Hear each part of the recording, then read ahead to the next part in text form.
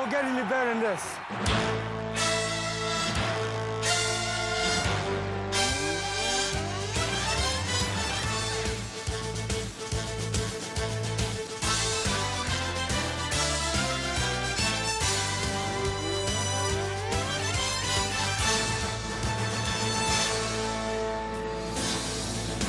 The Scotiabank West Division Championship live on CBC.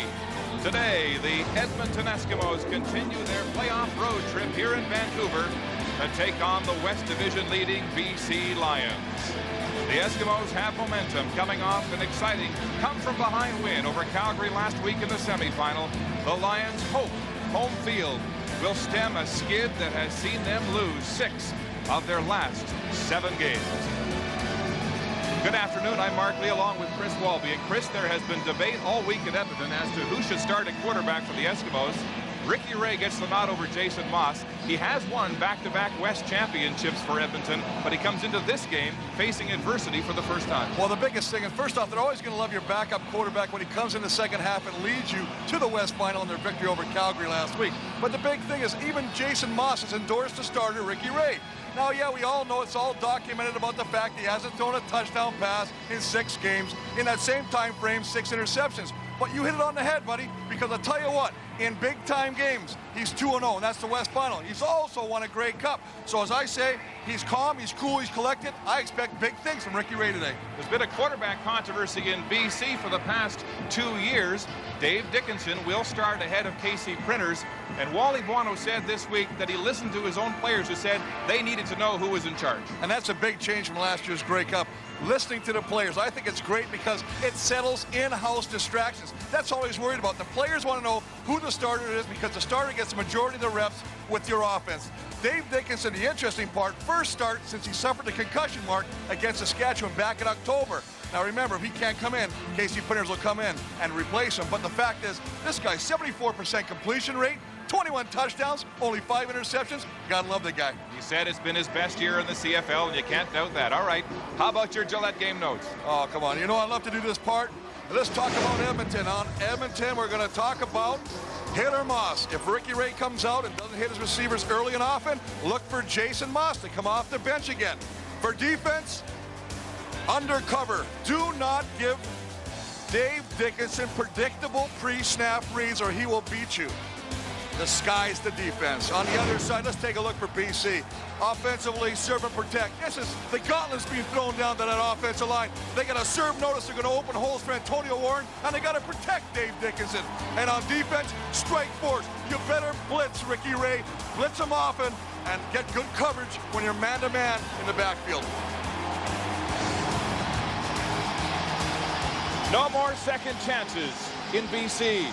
They went 11-0, then lost 6 of 7, and now they need to win to move on next week. The Eskimos rookie head coach, Danny Machocha, in the biggest game of his young career. He grew up in Montreal, idolizing Wally Buono, the player, as a fan of the Eskimos, and today he matches minds with one of the game's most successful head coaches. This is the 15th time in 16 seasons that Wally Buono has had his team in the playoffs as a head coach. He's acted as a mentor for Machocha during his coaching career. Today, he's offering no advice except to say, good luck.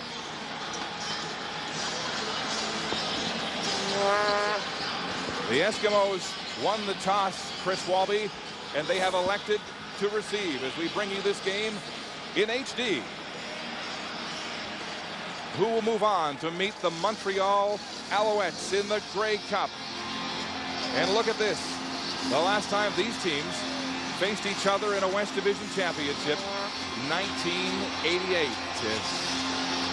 Remember 87 as well, Mark, in BC Place. They played here in Edmonton and won that game. Handily 31-7.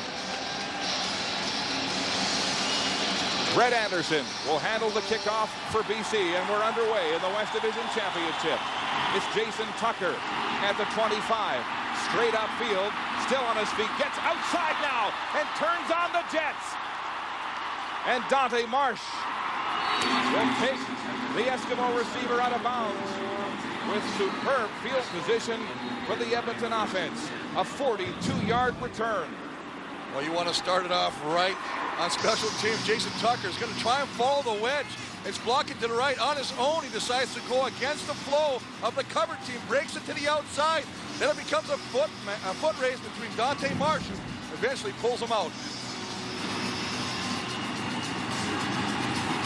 So the Eskimos will scrimmage first down at the BC Lions 45-yard line. And there's already an injury. It's Antigo Dalton, the backup defensive end, as Ricky Ray gets his final instructions. He set a CFL record this year, breaking Doug Flutie's mark with 479 completions. But the big stat that has been dogging him, Chris, as you mentioned in the opening, he has not thrown a touchdown pass in 6 football games. Well, he's got the weapons at receiver. He's got a great running back now with Troy Davis. The offensive line has really solidified his play the last couple of weeks. He just got to, act to his nature.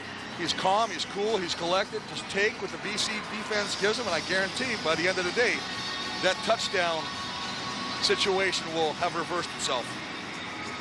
So the Eskimo training staff still attending to Dalton, one of 7 defensive linemen that the Eskimos have put in their lineup for this football game. They've had problems along that defensive line. Rashad Genty, their starting defensive end, is not here because of a leg injury. Let's look and see how Dalton got hurt. Well, as we see, as he starts to take off with the football, just going to break it down. He's down right in the corner right there. He can't really get a good look, and it looks like he just kind of folds over after making contact, trying to spring Jason Tucker. See him getting up under his own steam right there. That's a good sign. Ray has come into this game with tremendous support from his backup Jason Moss. As we show you the last time, this is actually last week in the semifinal against Calgary, where he passed for just 99 yards in the first half. The last time he threw a touchdown pass, though, 6 games. And for him, pressure for the first time in his young career to live up to his billing. It's first down, Edmonton at the 45. And they'll start on the ground.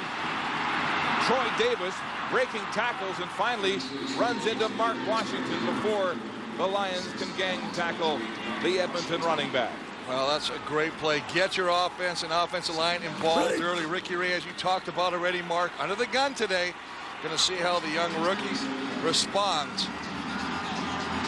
Jason Tucker, who took that opening kickoff back for a big return. Leading receiver in the CFL, also leads the Eskimos with 11 touchdowns. And Kevin Lefsrud, the nominee as outstanding offensive lineman for this Eskimo offensive line. The game was 8 by Davis. Fumble! And the Eskimos managed to recover. Matthew Bertrand, the fullback, down quickly after an exchange problem between the quarterback and his center. Well, one of the things that Edmonton has done so well last week in their victory over Calgary in the semifinals was they did not have any turnovers. You can see right here just a bad exchange between Lefsrud and Ricky Ray, and very fortunate Matthew Bertrand falls on the football to keep the ball alive and keep it in Edmonton's possession. Saw how turnovers ruined the Argos game. And so a promising drive will stall, and Sean Fleming, who was perfect last week in the semifinal, will attempt this field goal from the 45. He strikes it hard and high, and it's good. So Fleming, in tip-top playoff form, puts the first points on the scoreboard in the West Division Championship. Welcome back to BC Place Stadium in Vancouver, where the Eskimos have a 3-0 lead on the 45-yard field goal by Sean Fleming. And Chris, this will be the scene in 1 week's time for the Grey Cup. The game is sold out, and the pressure is on the BC Lions to get here and make good on what looked like a promising season until they hit the skids after an 11-game win streak. Aaron Lockett at his own 20-yard line, straight up the short side of the field, and he's knocked out of bounds by A.J. Gass. Dave Dickinson has not started a football game in more than a month since suffering a concussion on October the 3rd. He did play 12 snaps in the last game of the season, Chris, but he was sacked on 4 of those plays and pulled immediately by Wally Buono. Well, that's definitely a confidence thing. Not so much with Dave Dickinson. If you talk to him, he's a competitor. just around the team around him. They want to make sure he gets the reps before they put him in a game situation. Last 2 weeks, he got plenty of them. 3 receivers wide side. Dickinson looking to the short side. A jump ball, and it's complete to Geroy Simon. And the Lions will move the yardstick. Well, it's just a nice job of getting the coverage they exactly want. They got Shannon Garrett one-on-one with him. He takes it up the field, and then he breaks it off. And as he breaks it off to the sideline, it becomes a jump ball. Geroy Simon climbs the ladder a little higher than Shannon Garrett and comes up with the catch. Simon telling us yesterday he's seen a lot of double coverage in the last 6 weeks of the season. He's told Dave he can beat the double coverage and show confidence in him. Play action now. Dickinson rolling, throwing on the run. It's complete. Jarrell Myers and another BC first down through the air. Dave Dickinson looks very comfortable back there, rolling around. We'll take a look at the lineups here, and obviously we're going to feature Dave Dickinson, as you say. First start since October 3rd, since he suffered the concussion. How about Antonio Warren, big factor today? Ryan Thelwell, gotta love this guy on the outside, the Canadian first 1,000-yard season, first All-Star selection, and a good offensive line. And how about Mo Elwin? He'll be back as a part-time player, now starting at left tackle. Turning 40 years of age in December, and this is not good, as Geroy Simon is limping and having difficulty as he heads to the sideline. He collapsed after the last play, Chris. We'll go back and take a look and see if we can't pick it out. He just kind of goes across, and there's Donnie Brady. Now, he runs into the referee, the official, the line judge, and we talking to Geroy yesterday. He says one of the things, he respects Donnie Brady as a football player, but he says on the field he has a tendency to take cheap shots. There's one right there. That was definitely a cheap shot from behind, and the Lions' leading receiver has left the game. Harris Jackson of West Van, a local hero, into the game for Simon. First down, BC. All kinds of motion. It's a pitch out to Antonio Warren to the boundary, and Warren is wrapped up quickly as Malcolm Frank comes up to seal from his corner position.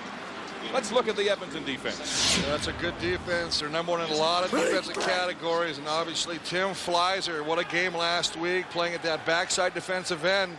Got his first sack of the season. A.J. Gass, basically the heart and soul of that defense from the middle linebacker position. Watch for him to go wherever Warren does. And then Kelly Wiltshire, 2 big interceptions to help Edmonton over Calgary last week in that West Semi. Second and long, make it 2nd and 7 for Dickinson and the Lions. In the shotgun, straight back to pass. Time, now he's flushed. Dickinson will run. A.J. Gass and Shannon Garrett come in to make the tackle and to keep Dickinson a good 3 or 4 yards short of the first down. Well, keep him short of the first down, but you know that Wally's heart rate just went up about 60 beats because he does not want Dave Dickinson to start running with the football. We saw what happened when he tried to make a tackle on interception against Saskatchewan back in October, that he did suffer that concussion. We don't want him to take any shots right now. He says, Dave does, that he's as healthy as he's been all year. That's what he's going to do. Now Mark McLaughlin to attempt a 42-yard field goal. He was in a hyperbaric chamber all week trying to nurse a hamstring tear and did not kick much at all this week in practice. McLaughlin is good. The Kickers trade field goals to open this championship. You're looking at the Lions bench where concerned training personnel have gathered around Geroy Simon. You can tell, Chris, he's still upset about the cheap shot from behind he got from Donnie Brady. Well, I think had he not run into the official in the middle of the football field, he would have just went harmlessly to the ground. It's the fact that he made contact on that play. Ricky Ray using the silent count, loading up deep corner to Jason Tucker. He's got it, beats his man Washington, and heads downfield. And Tucker's finally wrestled out of bounds by Baron Miles, the safety. So Jason Tucker with a big run back to start the game and a big catch here on their second offensive series. Now remember, Jason Tucker in the 03 Grey Cup MVP had that big performance, 2 touchdowns. Talked about it early, Mark, with the opening kickoff return. And look at him here. He just turns around Mark Washington, comes back to the football, Mark Washington, his momentum carries him right off the football field, and Tucker just picks up extra yards downfield, and another big play by the Eskimo offense. Jason Tucker in his 4th season in the CFL, over 1,000 yards receiving, and a 51-yard game. And once again, the Eskimos have threatening field position against Washington and this BC defense. We talked about showing Tucker a lot of zone coverage. He's had trouble with zone this year, especially during the last 6 games when he hasn't thrown a touchdown pass. Short drop, look in on the hits to Ed Hervey. Hervey with some blocks, and finally wrestled down. Veteran who missed 9 games this year because of a torn MCL in his knee. Well, you know, Ed Hervey's the happiest guy to be out here still playing football. So take a look at the protection. Just going to push defenders up the field and try and get out. You see Joe McGrath out there. Tucker trying to do his part to block, but Ed Hervey loves it. This is one of his favorite places to come back in the middle on a quick hitch pass. Hervey decided not to have surgery and is wearing a brace to allow him to come back this season. Surgery likely would have meant the end of this year for him. And here he is in the West Division Championship. The gain was 6, 2nd and 4. Heavy team in on the ground. Troy Davis cut from behind. Otis Floyd, the linebacker, with a huge tackle to stop that drive. What a play by Otis Floyd to read it. First off, as the 2 backs slide out, they're going to try and bring Mike Moore across, almost like a kickout block. He doesn't get there quick enough. That allows Otis Floyd to come from the backside and chase it down. You're going to run those kind of misdirection plays. They got to be crisp, and they got to be quick to be effective. So Otis Floyd, a tackle for no gain on the play. It's 3rd and 4 and another field goal situation, virtually straight down the middle of the field from the 25. Fleming is good. So 2 drives for the Eskimos, ending in Sean Fleming field goals, and the Eskimos have an early 6-3 lead. Effective on the big Canadian field. Oh, I'm excited to see this thing in action. Fleming to kick it off, high and deep. It's Aaron Lockett back to his 12-yard line for BC. Up the far sideline and chipped down. Mike Maurer, one of the special teams leaders in tackles, to make the tackle after a difficult week for this young man who lost his mother-in-law. Was at the funeral Thursday and back here to take part. Well, you got to go down if you got to make your presence felt on special teams. You got to sacrifice your body to make the plays. Does a nice job to get in there and take the wheels off of Aaron Lockett, the speedster. You know, that must have been a tough week for Maurer. G. Roy Simon is back into the football game after what looked like a muscle injury to his leg.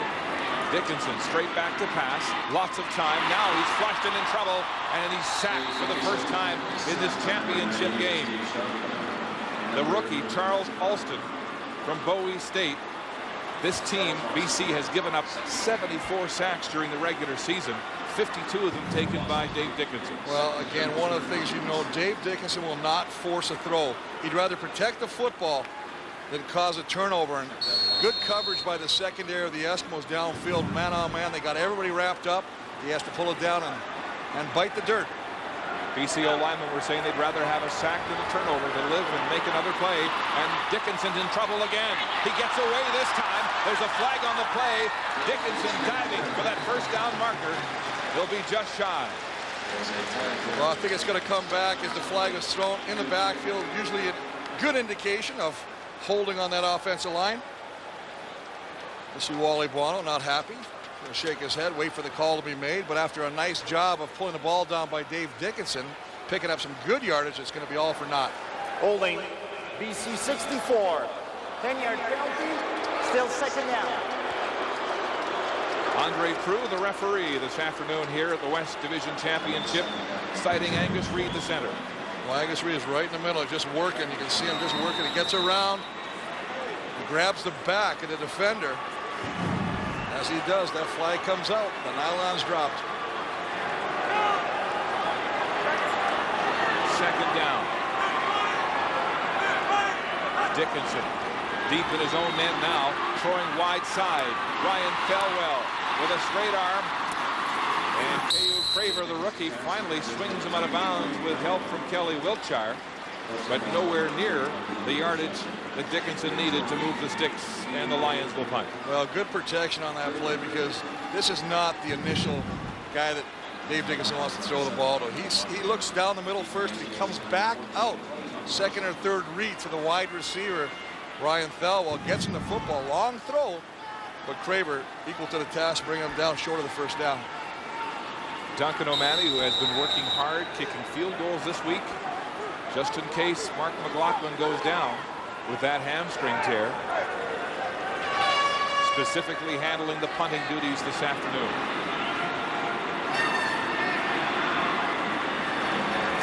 Low snap, fumbled. He gets it away and shanks it.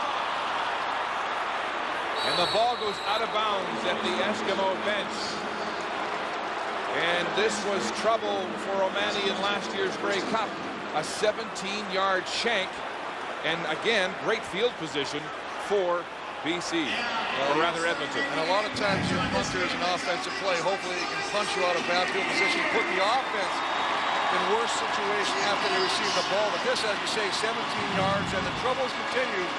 O'Malley, who really hasn't had a bad year punting the football, more of his troubles with the field goal department. So you see them getting together right there with Tyson Craig, the long snapper. Got to get that corrected. So far, the Eskimos have 2 field goals to show for tremendous field position in this first quarter. Gray backpedaling, throwing. The ball was tipped and nearly intercepted. Otis Floyd had it right in his hands. And initially, good time for Ricky Ray. A really slow developing throw. Ricky Ray kind of bringing that ball up almost from a low position. You see him kind of pop it back into his palm, and as it gets deflected, should have been intercepted. Nice job by the defender right on the line of scrimmage. Otis Floyd will want that one back to be thinking about it all game. That's one that got away. Tyrone Williams got his hands on it to take some of the spit off that pass. 2nd and 10 in the silent count. Ray throws again across the middle, and it's incomplete. And once again, the Eskimo quarterback was under fire as Brent Johnson got in there to hurry that pass. The league's leader in sacks. Well, Brent Johnson really he's going to come off the bottom here, and he's got the best takeoff of any defensive line. If you're a tackle on that outside, you better get your first drop step quickly, or he's going to be around the corner. This time he gets around Bruce Beaton, and that forces Ricky Ray to feel him from the side, get rid of the ball before he wants to, and the ball falls incomplete.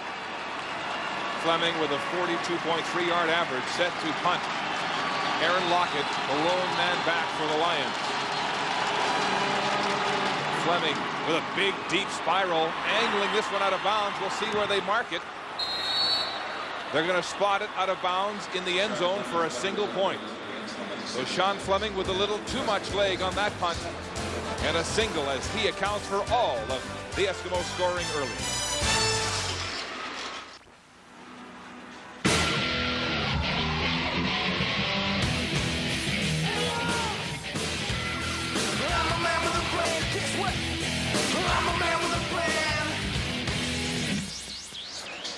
Wally Buono's been here before, but for the rookie, Danny Machocha, he's feeling the pressure and the expectation, saying to us yesterday, my car was low on gas this week, so I asked my wife to go and fill it up because I don't want to answer any more questions.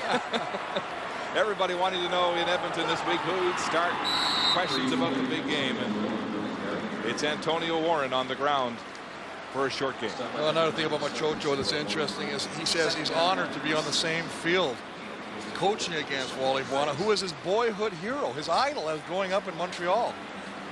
And he told us yesterday that Wally Buono offered him advice when he took the job as offensive coordinator in Edmonton, and then even gave him tips on negotiating a contract when he was offered the head coaching job this past offseason. Today, they're on opposite sides of the fence. 2nd down, 6, BC. Dickinson in trouble again. Joe Montford with the monster mash. Joe Montford just working on Mo Elwanibi. We talked about the fact that Big Mo, who turns 40 in December, has an opportunity just one-on-one. He's going to slide out. You see that hand? He just knocks the blocker's hands down. Once the offensive tackle loses the use of his hands, it's over. Gets the corner. Big sack. Had one last week against Calgary. You want a stat, Mark? And I don't like to throw too many stats out here, but here's a guy has now 34 quarterback sacks in 25 games against the BC Lions. It's a matchup we'll keep our eye on all afternoon. Montford and Elwanibi. This time, O'Mani with a nice punt. Fans approve. Craver over his shoulder catch to his 25. Now he turns up the speed and he's hammered. That's more like it.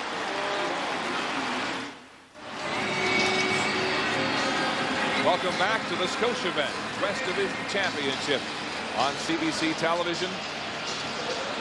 There he is, Jason Moss, the backup who came off the bench at halftime in the semifinal to lead Edmonton to victory into this game. And he's been hugely supportive of Ricky Ray, saying the character of all great ones is to come through. Ricky Ray is one of the great ones, and he'll come through.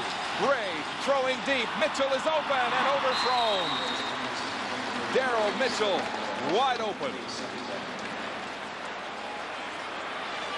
See Otis Floyd on the sideline, but the Lions with a blown coverage in the back, and Daryl Mitchell found the seam down the right line and just, I mean, basically goes, look at Baron Miles jump, and that is all due to Ricky Ray. Ricky Ray, he bid on it. Baron Miles bid on Ricky Ray's look. Thought he was going to go to quick out, and just, by the smallest of margins, overthrows a wide open Daryl Mitchell. Dave Ritchie, the defensive coordinator. Ray again downfield. And Mitchell this time in traffic holds on as Ryan Phillips was right next to him to make the hit, and he's slow to get up. Both of them looked slow to get up, as you see Mitchell on one side, Ryan Phillips laying beside him. He got to admire the courage of Daryl Mitchell, knowing he was going to get hit by Ryan Phillips. He can feel him as he goes up, and Phillips lays a shoulder into him, right in the rib cage, and Mitchell, to his credit, hangs on to the football. This would be a big loss for the Eskimos. And Phillips is down too, Chris. Well, we'll take a timeout and we'll check on these injuries when we come back. Andrew Nowacki, the sophomore out of Murray State, is in now for Daryl Mitchell. And Mitchell finally sitting up after taking a shot to what looks like the ribs. Well, as he goes up, as you see, he tries to brace for it, but when your hands are up, your ribs are exposed, the side of his body's exposed, and Ryan Phillips delivers the shoulder pads right into that area. Now, Ryan Phillips was on the ground as well, but he got up and walked to the sidelines, and there's a good sign for all Eskimo fans as Daryl Mitchell is making his way to the sidelines as well. He was Ricky Ray's favorite receiver this year, capturing more than 20% of the passes thrown this season by the Eskimo quarterback. But he held on for a 15-yard gain, taking that big hit, and it's first down, Edmonton.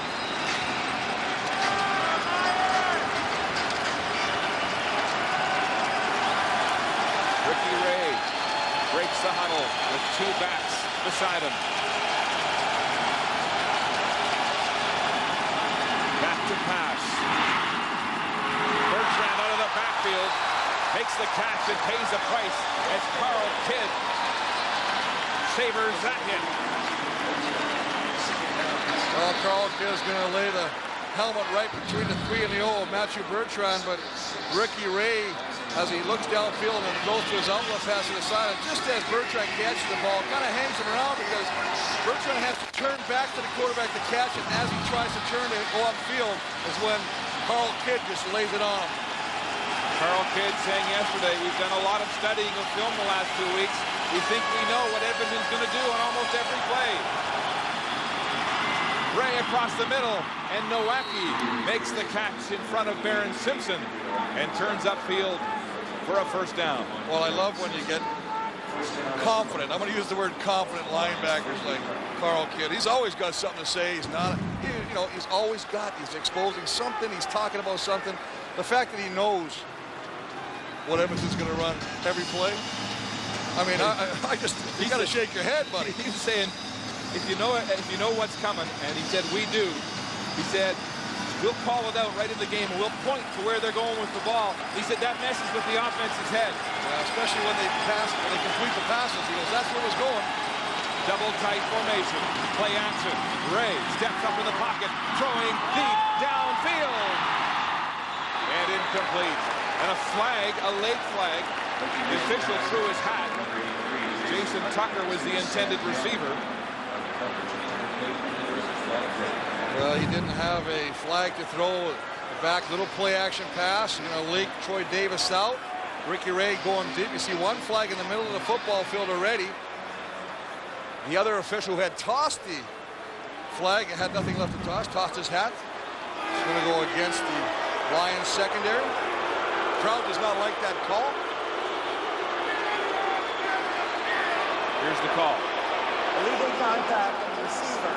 BC. Penalties decline. Pass interference. BC number 2. Spot a foul. First down. How big call against Sam Young. So they're going to decline the one that was in the middle of the football field. Take the deeper pass interference call. That puts them way down in the red zone on the 7-yard line. So Sam Young has got his left hand. He's actually holding Tucker's left hand, not allowing him to come up and try and catch that ball. Good call by official. 41 yards. They move the sticks on that penalty. Play action. Ray rolling to the short side. And he's hit out of bounds at the 4.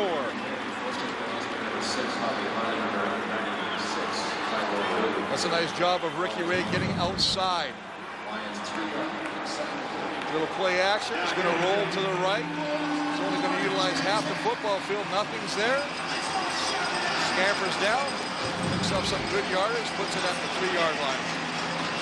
Second and goal from the 3 for Ricky Ray and Danny Machocha, who calls the plays as head coach and offensive coordinator.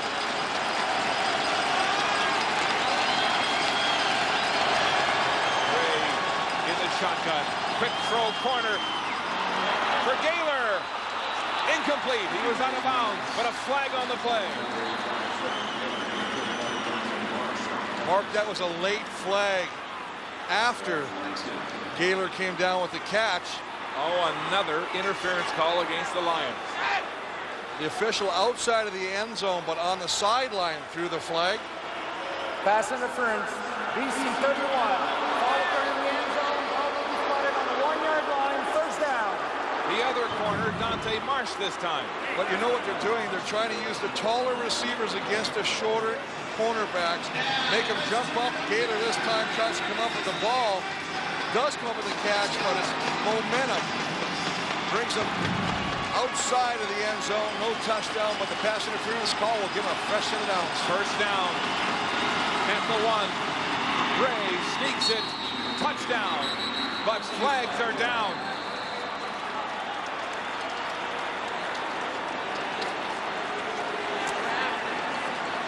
Well, it's going to be another penalty against the BC Lion defense, probably encroaching on that 1-yard neutral zone. Offside. BC 31. Penalties decline. Touchdown. Dante Marsh with a second penalty on that drive.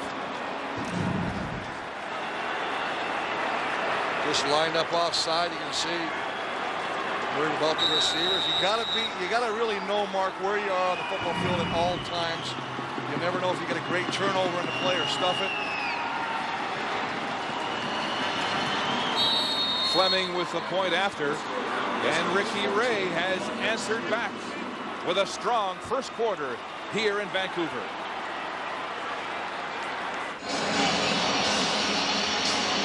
Ray and Danny Machocha, Jason Johnson, the third-string quarterback in Edmonton, rehashing that 8-play drive that culminated in a quarterback sneak by Ricky Ray for a touchdown. Well, it culminated in a touchdown, but the fact it was aided by 2 pass interference calls by either corner of the BC Lions.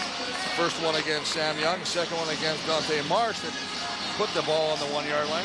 And for the past 2 weeks, we've heard the Lions talk about the past 2 weeks of practice, saying penalties and mental mistakes, something they needed to fix.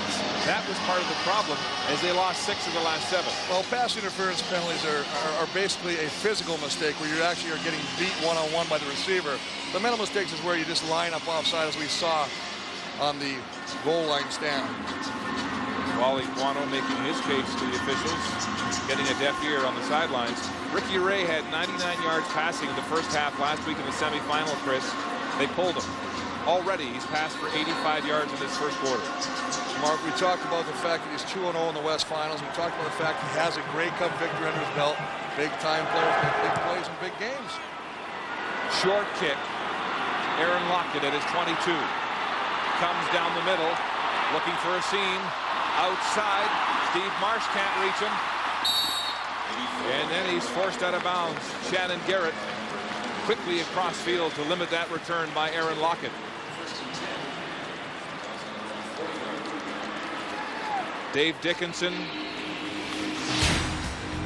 had a concussion at the beginning of October on this play after throwing an interception to Jackie Mitchell. Took a knee in the head from Trevis Smith and was woozy. He's been banged up in this game, the last game of the regular season. He saw just 12 plays, hit 4 times for sacks before they finally pulled him. And on this play, he finds Paris Jackson for a gain of about 9. Well, the big thing, Mark, you talked about the fact he was sacked 4 times in 9 plays. They wanted to get him some reps. But the fact is, that was all the reps he actually had of a game action because of the fact that he had the concussion. He's still suffering some symptoms of it. The nice thing of it right now is he's had 2 weeks with the bye to prepare, but we see right now that Casey Printers has jumped in. Short yardage situation, and so the Athletic Printers comes into the game on 2nd and 1. And the Lions stack the line of scrimmage.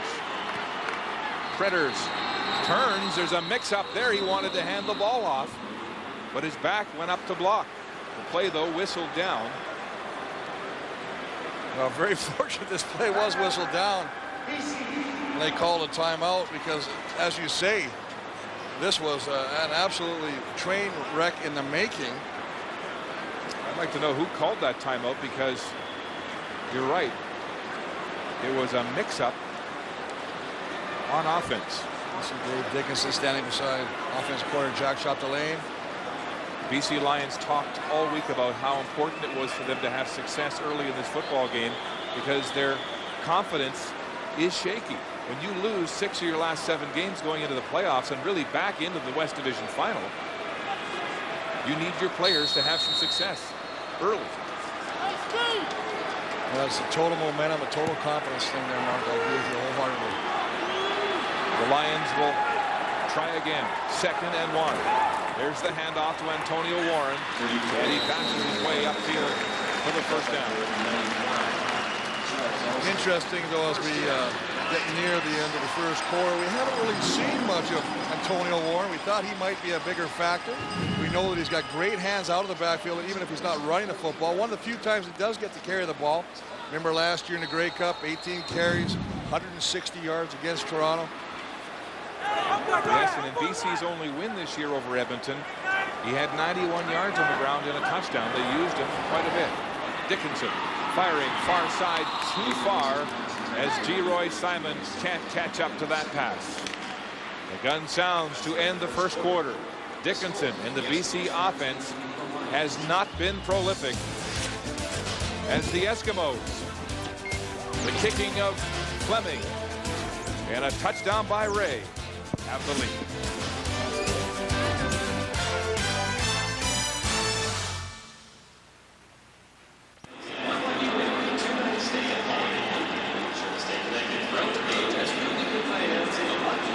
The Edmonton Eskimos have the lead by 11 as we get set to start the second quarter of the Scotiabank West Division Championship. Well, I tell you, penalties have really come into play early in the first quarter. In fact, 2 pass interference calls against the secondary of the Lions has led to the 1-yard touchdown run by Ricky Ray. Sean Fleming accounting for all the other points of 2 field goals and a single. But really, the Eskimo defense has done a nice job of really not allowing Dave Dickinson to get anything going offensively for the BC Lions. Talked about Dickinson having all but 12 plays in the last month at quarterback under live fire. In the last 2 weeks, Wally Buono said he's had 3 to 4 games worth of reps. And so he believes his veteran starter comes into this game prepared. Eskimos showing blitz on 2nd and 10. They drop off. Dickinson steps up, throwing deep downfield. Incomplete, intended for Antonio Warren out of the backfield, where he's been dangerous all year. Well, a little bit of a wheel route. Just get him out of the backfield and down the sideline. That's the mismatch you want. A.J. Gass, the middle linebacker, lines up in the blitz situation. He has got to go cross field now and trying to catch Antonio Warren. That ball's a little overthrown, but if not, big play by the Lions. 2 wide open BC receivers missed by Dickinson in the first half in this game.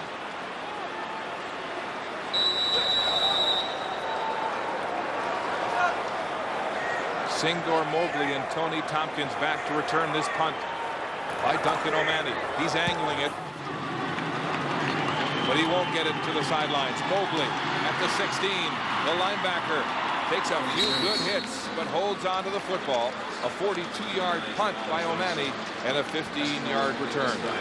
The safety, Baron Miles, wearing the microphone this afternoon in our first installment of Mic'd Up.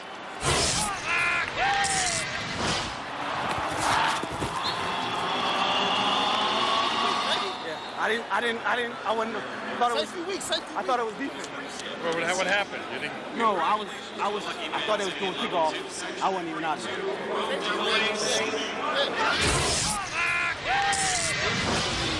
Confusion in that BC secondary in the first quarter. Pitch pass, swing out of the backfield. It's Mitchell, gets some good blocks, and then he's dropped. Carroll Mitchell, who left the game with what looked like a rib injury, back in and takes another big shot, and it's Carl Kidd again throwing his weight around on the BC defense. Well, Carl Kidd, Baron Simpson, 2 of the best linebackers out there. Little play action, just a quick hitch, and he gets a nice job of blocking by Gaylor. Carroll Mitchell decides to run around the block. I thought maybe he might try and cut it inside the block. Nonetheless, picks up 2 yards, but brought down hard by Carl Kidd. Carl Kidd, at 32 years of age, says, "This might be my last chance to go to the Grey Cup."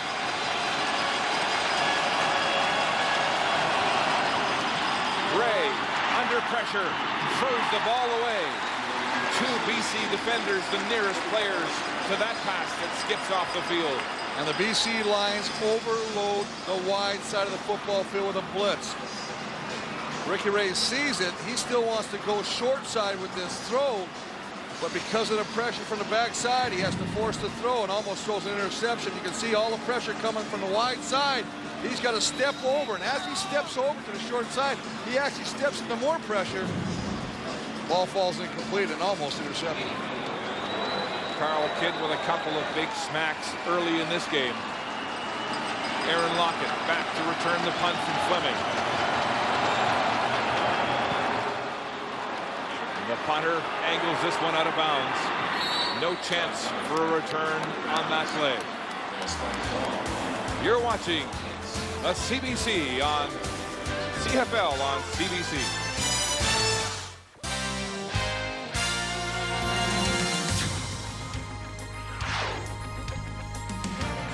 The Scotiabank Division Championships. Brought to you by General Motors and all its divisions.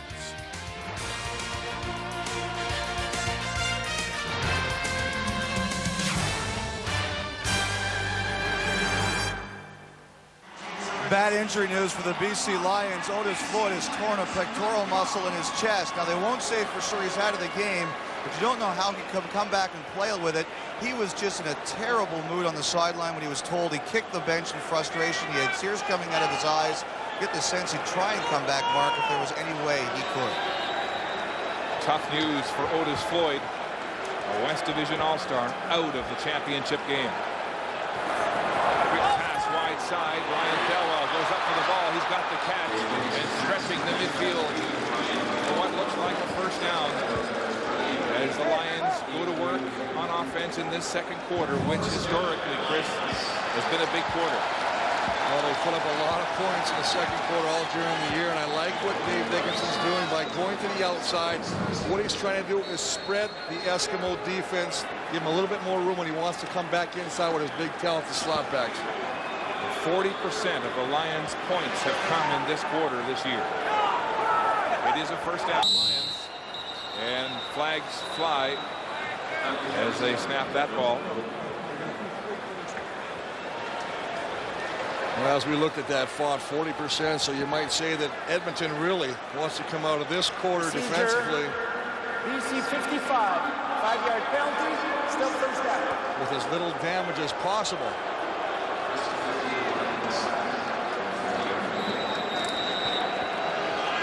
First down repeated as Sherko Rasuli comes in at tackle for Mo Elwanidi. 1st and 15, BC. Dickinson under pressure, dumps it out of the backfield to Warren, and Singor Mobley is right there, step for step to make the tackle back at the original line of scrimmage. Well, they're going to have to do a better job of keeping Joe Montford out of the backfield. He undresses Sherko Rasuli. Watch him inside move, a little fake to the outside, come inside on 55. He can only stand and stare and hope that the quarterback doesn't take a shot. Outside move, back inside swim.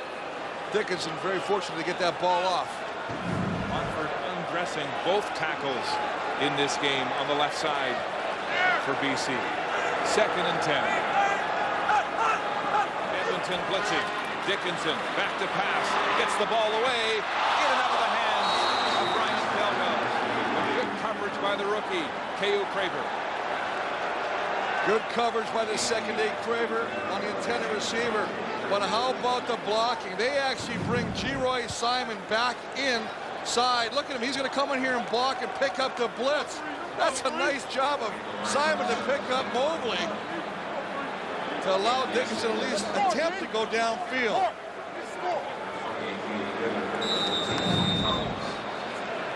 This is the 4th straight BC offensive series, which will end in a punt. O'Mani, a line drive to Tompkins at his 16. Tony Tompkins, nowhere to go. 39-yard punt and just a 2-yard return as Jason Crump celebrates his tackle.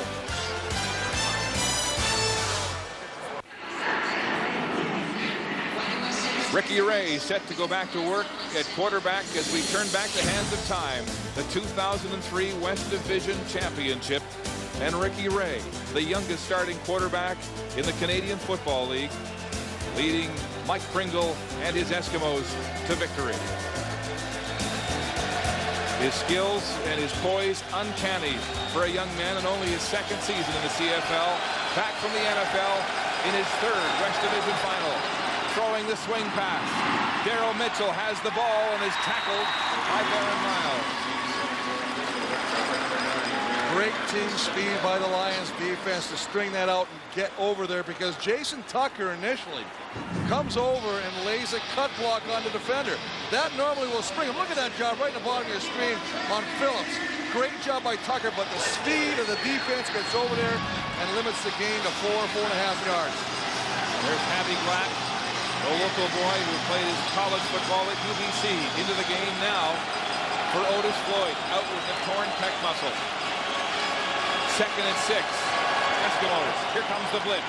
Ray stands tall and has a post pass completion to Jason Tucker for a first down. You can talk about Ricky Ray all you want, but Jason Tucker has to see this as well.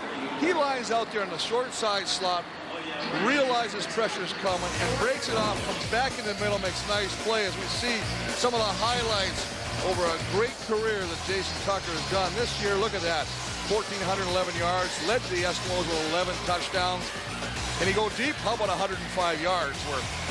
And most importantly, leading the CFL in receiving yards. A big play man in this game.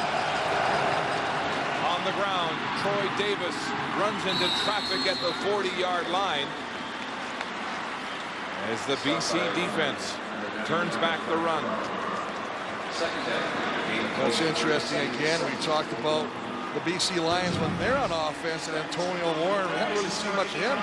Well, we can almost say the same thing about Edmonton's Troy Davis. They brought him in here because of the fact that he is a tough runner who gets stronger as the game goes on, loves to touch the ball, and really is not being any part of this offense early in this football game. He's given the Eskimos a run game. Ray airs it out to Davis out of the backfield. He breaks the first tackle and then is hammered from behind as Javi Glatt comes in from his linebacker position. And you know, you hit on something earlier when you take an Otis Floyd out of your lineup, who arguably is their best linebacker. Now you have to put Javier Glatt in there. Now I would say as a quarterback, I'm looking to get a matchup. I'm going to try and swing Troy Davis out there. They do that. They got him covering him. You know, it puts a lot of pressure on the youngster. Yes, Otis Floyd might be the best athlete on that BC defense. As we look at the measurement, it'll be less than a yard shy, third down. But how about Javi Glatt? Chris, he missed the last 6 games and the playoffs last year with a knee injury. And here he is now with a chance to shine in his home city. Well, he's known more for his special team prowess, as him and Carl Kidd are both 3 and 4 in the CFL in special team tackles. Getting an opportunity now to shine on defense. Third down gamble for the Eskimos. Ball at their 47. What do you think of this gamble? You have got to make a statement about the confidence of your offense. I think it's a great call. For Wilson at the 47. They need less than a yard. Ray with a quarterback sneak. And yes, he'll have the Eskimo first down. You know, Mark, it's amazing when you watch an offense and they get in that third and less than a yard situation and they send on the punt team, or a lot of the guys will come off, especially the O-linemen, will be very frustrated. They'll say, what's the matter? Is there no confidence in me? And that's what I mean about a confidence factor. What Chocho's basically saying, we believe you big hoggies up front to get what we need to keep this drive going. Chocho telling us yesterday that combat the noise in the stadium, they consulted with the Indianapolis Colts of the NFL and their silent counts, and they've had no trouble so far. Here comes the blitz. Ray throwing backside down the middle, just too far. Intended for Jason Tucker, who was open against Mark Washington. Ricky Ray is doing a wonderful job of looking off the safety. I mean, he fools Baron Miles, and just that split second of freezing Baron Miles allows Jason Tucker to get past the cover man. Look at him, he looks to the right side of the field. As he comes back, he's already got Mark Washington beat, but you're taking the safety out of the cover. It's a great job by Ricky Ray. Second and 10, the Lions bring in an extra defensive back. It's James Whitley, the young man out of Michigan. They picked up in a trade from Montreal. Here comes the BC blitz from the backside. Ray throwing deep. Taylor open. He's got it. Trevor Gaylor beats Sam Young for a big game. And it looked to me that Sam Young was more concerned with playing the player than he was the ball, because this ball's hanging up there. Now they're all looking at Gaylor. Nobody makes an attempt to go after the football. You cannot do that. I know it's easy to say from up here in the booth, but you got to play aggressive. You got to take some chances. If you're just worried about making the tackle, you're going to get hurt. Ricky Ray is picking apart this zone defense, Chris. The Lions expected he'd have trouble with the zone as he has in the stretch, but not now. First down, Eskimos. Play action. And he dumps the ball to Davis.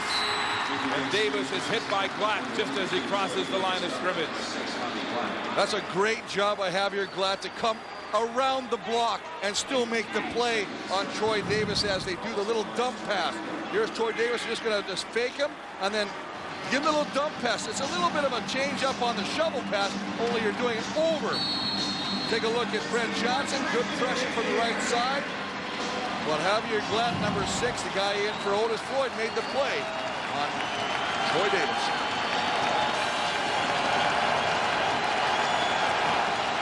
Second down, 7. Draw to Troy Davis. That fooled the BC defense. But a shoestring tackle by Carl Kidd trips up the running back, and we'll see where they spot it. Very close to the first down. Well, Danny Machocho calls the plays. He sends them in via either Jason Moss or Jason Johnson. And what a call. They haven't run the draw all game. This time they're expecting the pressure. Late handoff. Troy Davis breaks it to the left, and as you say, if it wasn't for Carl Kidd with that shoestring tackle, Troy Davis could still be running. It is a first down. Machocha mixing his plays, calling them for the Eskimos. And there was some talk that he was out-schemed the last week of the season. And he's come back in the playoffs with a victory against Calgary in the semifinal and taking control here in the first half against BC. The 10th play of this drive coming up. First down. Eskimos in the shotgun. Ray rolling, time, throwing backside, complete to Ed Hervey. As Dante Marsh makes the tackle, the veteran receiver with a first down. Ed Hervey is going to work all day to come free. Coverage is there by Dante Marsh. It's just, you know, he's lined up outside. His man-on-man coverage. Look at him. He's looking to the right side of the field. Everybody flows. He comes back. It's just an in pattern. Ed Hervey lining up on the short side and coming back in toward the goal post. Nice job of Ricky Ray to find him. I think Ed Hervey nearly left this organization as a free agent in the offseason. Signing back with Edmonton after a verbal deal with Ottawa. First and goal. Eskimos. On the ground, Davis sidesteps the first tackler and then is stacked up. The Eskimos tried to push that pile so close to the goal line. And interesting because it was a very late whistle. Usually when they get in that big rugby-type scrum where the offensive line is trying to push the back over the goal line, you'll hear the whistle. He gets in there, there's good penetration. Baron Miles is safety initially with some contact. Now you can see the scrum starting, and yet the whistle still hasn't gone at this point. He's still on his feet and he's moving his legs. Maybe the official was giving him a break. Second and goal from the 1. Eskimos. Ray. Touchdown. The flags are down. As there was some movement. Movement is on the defense again. They're trying to predict the snap count, which tells me right now that Ricky Ray is changing up the snap count. They try and bring a blitz. Touchdown. You see the blitz coming, and as a result, he tries to anticipate the count, and he's just going to jump. And here's Barron. Look, you can see Barron Simpson right now. Tries to get up there, and look at Baron Miles on the other side trying to fill the other gap. Good call by the official, and another 1-yard touchdown plunge by Ricky Ray. Second of the game, 11th touchdown of the season for Ray as Fleming squares off his sights for the point after. It's good, and this first half has been owned by Ricky Ray and the Eskimo offense.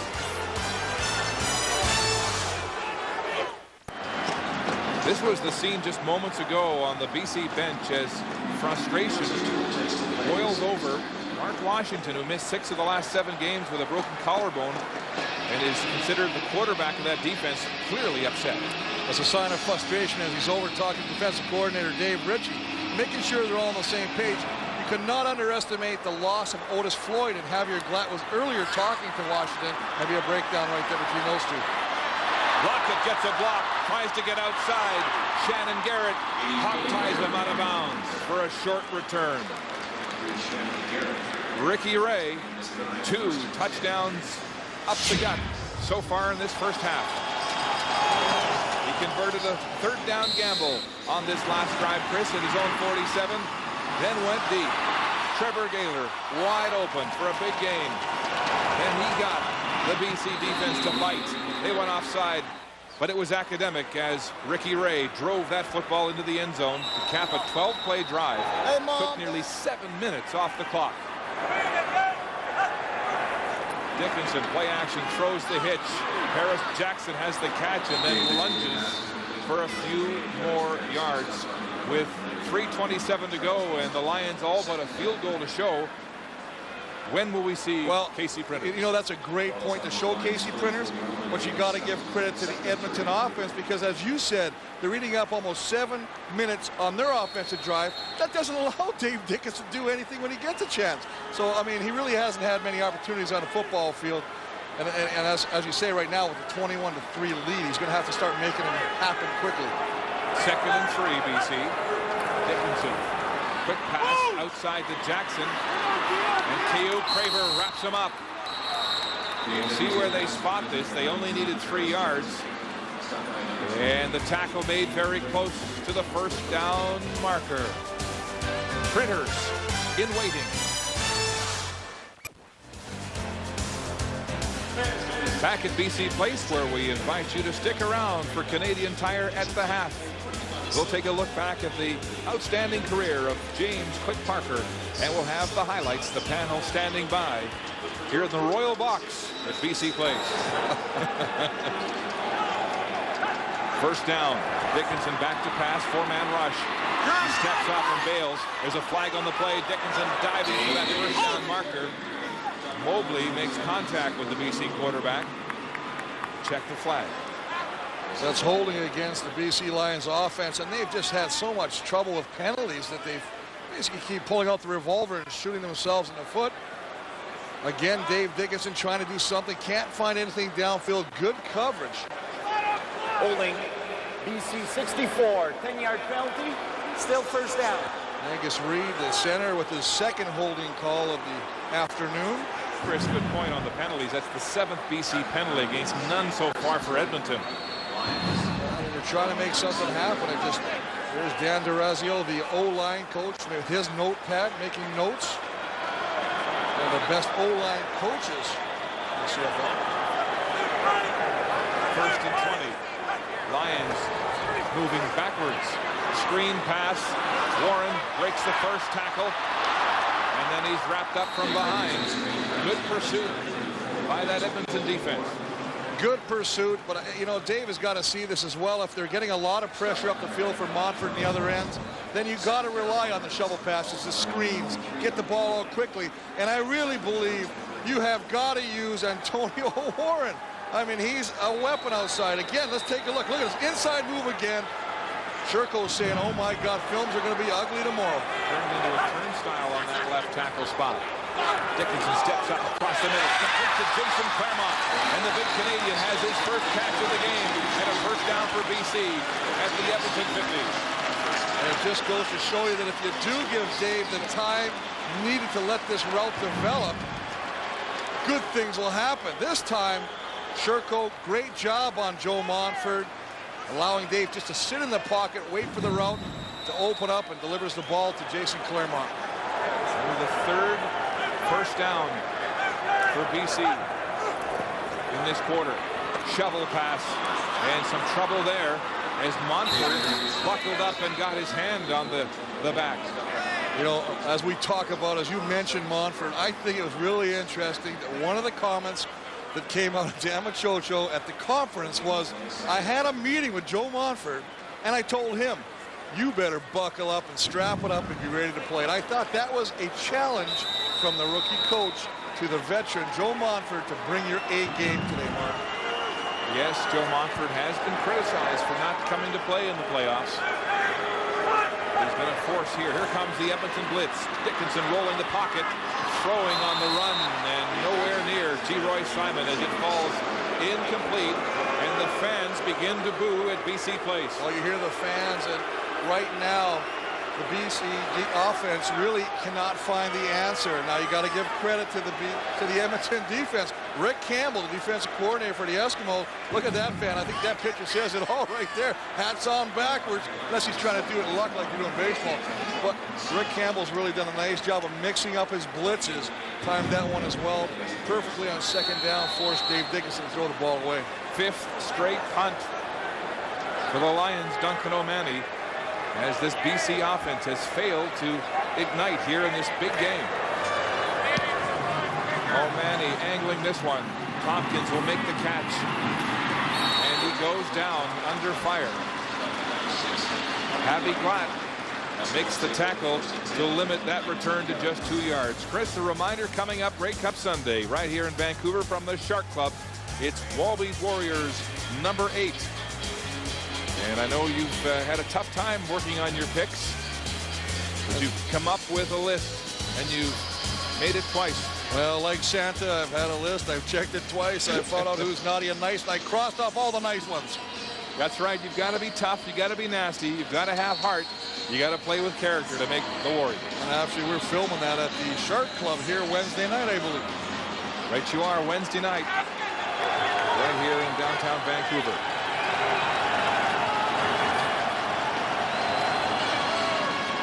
Ray hands off to Troy Davis, and the diminutive back nowhere to go there as he's stuffed for a short gain of about 3.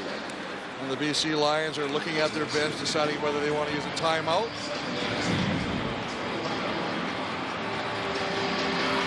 Second and long situation. Tyrone Williams in on the tackle there. He is first among CFL linemen with 59 tackles for the Dave Ritchie defense. A defense that has been frustrated by penalties and mix-ups, confusion.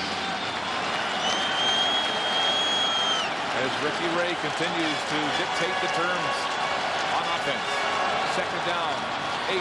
Ray across the middle, incomplete and intercepted. Darren Miles has it for BC. And a big break on defense. A deflected pass into the arms of the BC safety. Well, Darren Miles, who has led this secondary of the Lions all year with 6 interceptions, a man in the middle. Gaylor tries to get his hands on it, just deflects the ball up in the air, and Darren Miles, the ball hawk, comes up, cradles that football, and picks up some additional yards. But a big play and a big opportunity for the BC Lion offense. Will Dickinson take advantage of the turnover? First down at the 38. Back to pass. Throwing to the sideline. Complete to Paris Jackson at the first down marker.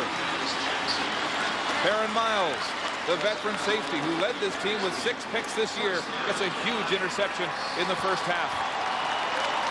One of the things that Ricky did such a nice job was looking him off. This one basically he's right down the middle. He's trying to throw the ball down the middle to Gaylor. Gaylor gets his hands on it. Just a nice job of staying with the football by Darren Miles. It is a first down on the 10-yard catch by Jackson. Dave Dickinson. Here comes the blitz right in his face. Standing tall. Crossing pass to Ryan Thelwell. Beats the first man. Heads down the sidelines. Still on his feet. And knocked out of bounds at the 1.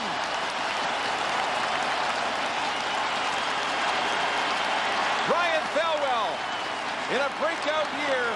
His first 1,000-yard season and a huge catch.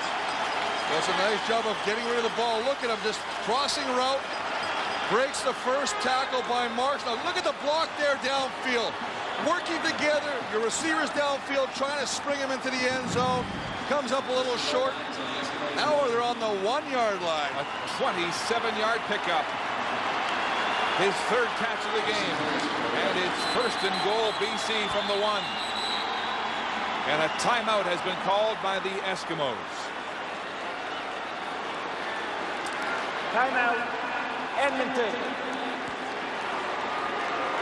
You see Rick Campbell and crew talking over what they want to do on this defensive stand. They're going to send somebody in. They want to get a big body in there. It looks like they're going to hire Dan Comiskey, all 320 pounds. Put him in, try and plug up the middle. They're going to play a little gap control defense. They're going to put him. You can bet your life that Dan Comiskey will line up between the guard and the center in one of those A gaps. Dan Comiskey, who joined this team in the trade with the Ticats, coming with Troy Davis as they bring the backup Casey Printers in on this short yardage situation. First and goal from the 1, BC. Trying to get back into this football game. Everybody stacked up along the line of scrimmage. Printers rolls.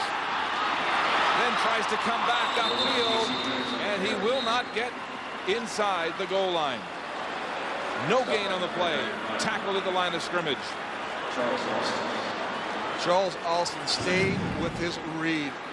He didn't go in on the play. He came to the outside. Joe Monfort forced him back inside to the rest of the Edmonton defense. It's a nice play. You see Comiskey in the middle. Look at the boys trying to push up the middle there. Plug it up. Here we go. Second and goal from the one. This time they sneak it up. They got it. Touchdown, BC.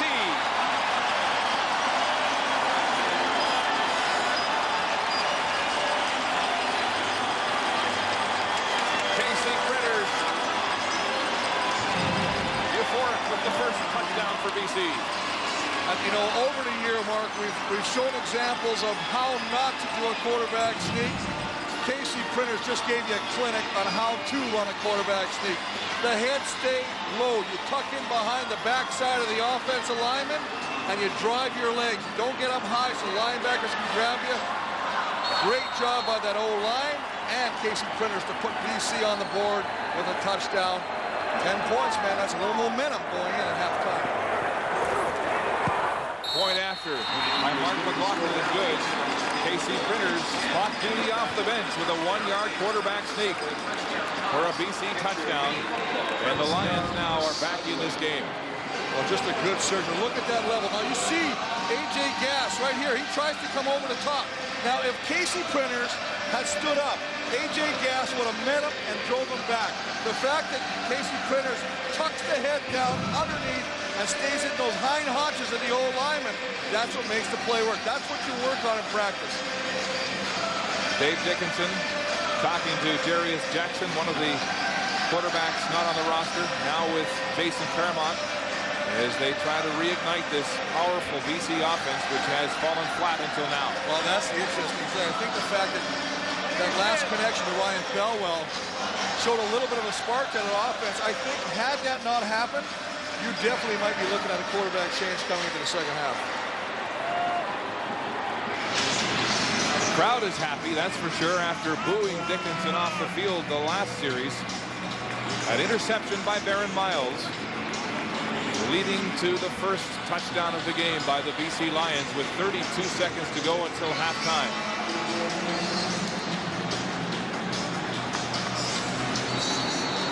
Brett Anderson to kick off. Tucker and Tompkins back for the Eskimos.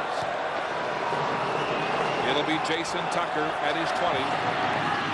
The receiver runs into his own man, still on his feet, and then thrown to the turf by James Whitley. 25 seconds on the clock for Ricky Ray, who has answered his critics who questioned his ability yet to throw a touchdown pass, running 2 in, but solving this BC secondary here in the first half. 4-man rush. Ray out of the backfield, swing pass to Troy Davis. Davis breaks 2 tackles, then takes on the middle linebacker Baron Simpson and bowls his way to what looks like a first down. Very close. That's a nice job of Troy Davis taking the swing pass, making a couple defenders miss. Man down on the Lion defense. Chris Wilson. Chris Wilson, the rookie rush end from Northwood College. So take a look at him. But Troy Davis really does a fine job of basically breaking the backs of the BC Lion defense, because now he puts them in a second and short situation, and they can, you know, control the ball and kill this basic first half of football. Ray has used 7 different receivers in this first half. A characteristic of his ability to share the football. Let's take a look. He's working against Bruce Beaton, trying to go around the corner. Beaton just keeps on going, and you see Kevin Lefsrud, the center, courtesy of a bull rush by Tyrone Williams, just drives him into the back of the leg of Chris Wilson. Bill Rochelle, the Lions trainer, working on that right calf. That'll bring in Naughton McKay Loescher, second year guy out of Alabama, Canadian. Yes, he was acquired in the trade that sent Damon Allen to the Toronto Argonauts. The Argos beaten today by the Montreal Alouettes in the East Division Championship, beaten by their own turnovers. Well, you got to congratulate Montreal, Don Matthews and that crew, for coming back from an early 14-0 deficit, reaching down and pulling out whatever they had to do to come up, and that's a big victory for them. And I think that the folks in Toronto are still in a little bit of shock after that early lead, but good teams find a way to win, and Don Matthews has that crew ready, and they'll be here next week. Second and just inches for the Eskimos. Wilson still slow to get off the field, and now they whistle play in. In the shotgun. This is a freebie on second and inches. Throwing downfield. Gaylor open. Dropped the football. Had it momentarily. Dante Marsh came across to break it up for the Lions. That's a great play by Dante Marsh to leave his cover man. Playing a little zone, sitting back in there. Reads the ball. As the ball is in the air, Marsh just breaks off, comes back, and look at him. Just gets his shoulder. It's a shoulder pad on the football, not allowing Trevor Gaylor to come up with that catch. 2 drops by Gaylor when he's had a chance to make the catch. The last one leading to an interception. That was kind of tough, Mark. You got to give a little credit to the defense on that one. Third down, gamble on inches, and Ricky Ray will go across the 45 for a first down with just 5 seconds left on the clock. Well, I think that one of the interesting things to look at is the aggressiveness shown by the Edmonton offense. Instead of just taking a knee and killing out, they're showing a little bit of the killer instinct here, trying to go deep and hit Gaylor with that pass. Ricky Ray with the support of his head coach coming into this game, even though most of the people in Edmonton who were asked to vote on the matter, Ray or Moss, what was it, over 70% said they wanted Jason Moss. There's been a saying that's been on since this league was ever formed, or any other football league. They always love the backup quarterback. Ray will take a knee to end the first half. An encouraging first half for this young quarterback who was questioned coming into this game as he leads his Edmonton Eskimos to a 21-10 lead at the half. And let's go to the sidelines, and here's Elliott. Thanks, Mark. Danny, do you worry? You had everything going your way until that late interception. Do you worry about what that does for them right before the half?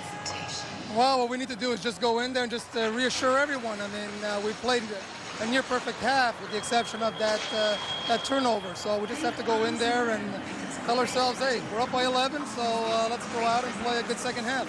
You believed in Ricky Ray this week when a lot of your fans and media didn't. What do you see from him this afternoon that makes him look like he's working so well? He's a fierce competitor. He's a true professional. He's poised and composed. And I believe that most of Edmonton feels the same way. Thank you, Danny. Thank you. Danny Machocha went with Ricky Ray, and Ricky Ray has delivered so far. His team up 11 at the break as the panel joins us at halftime.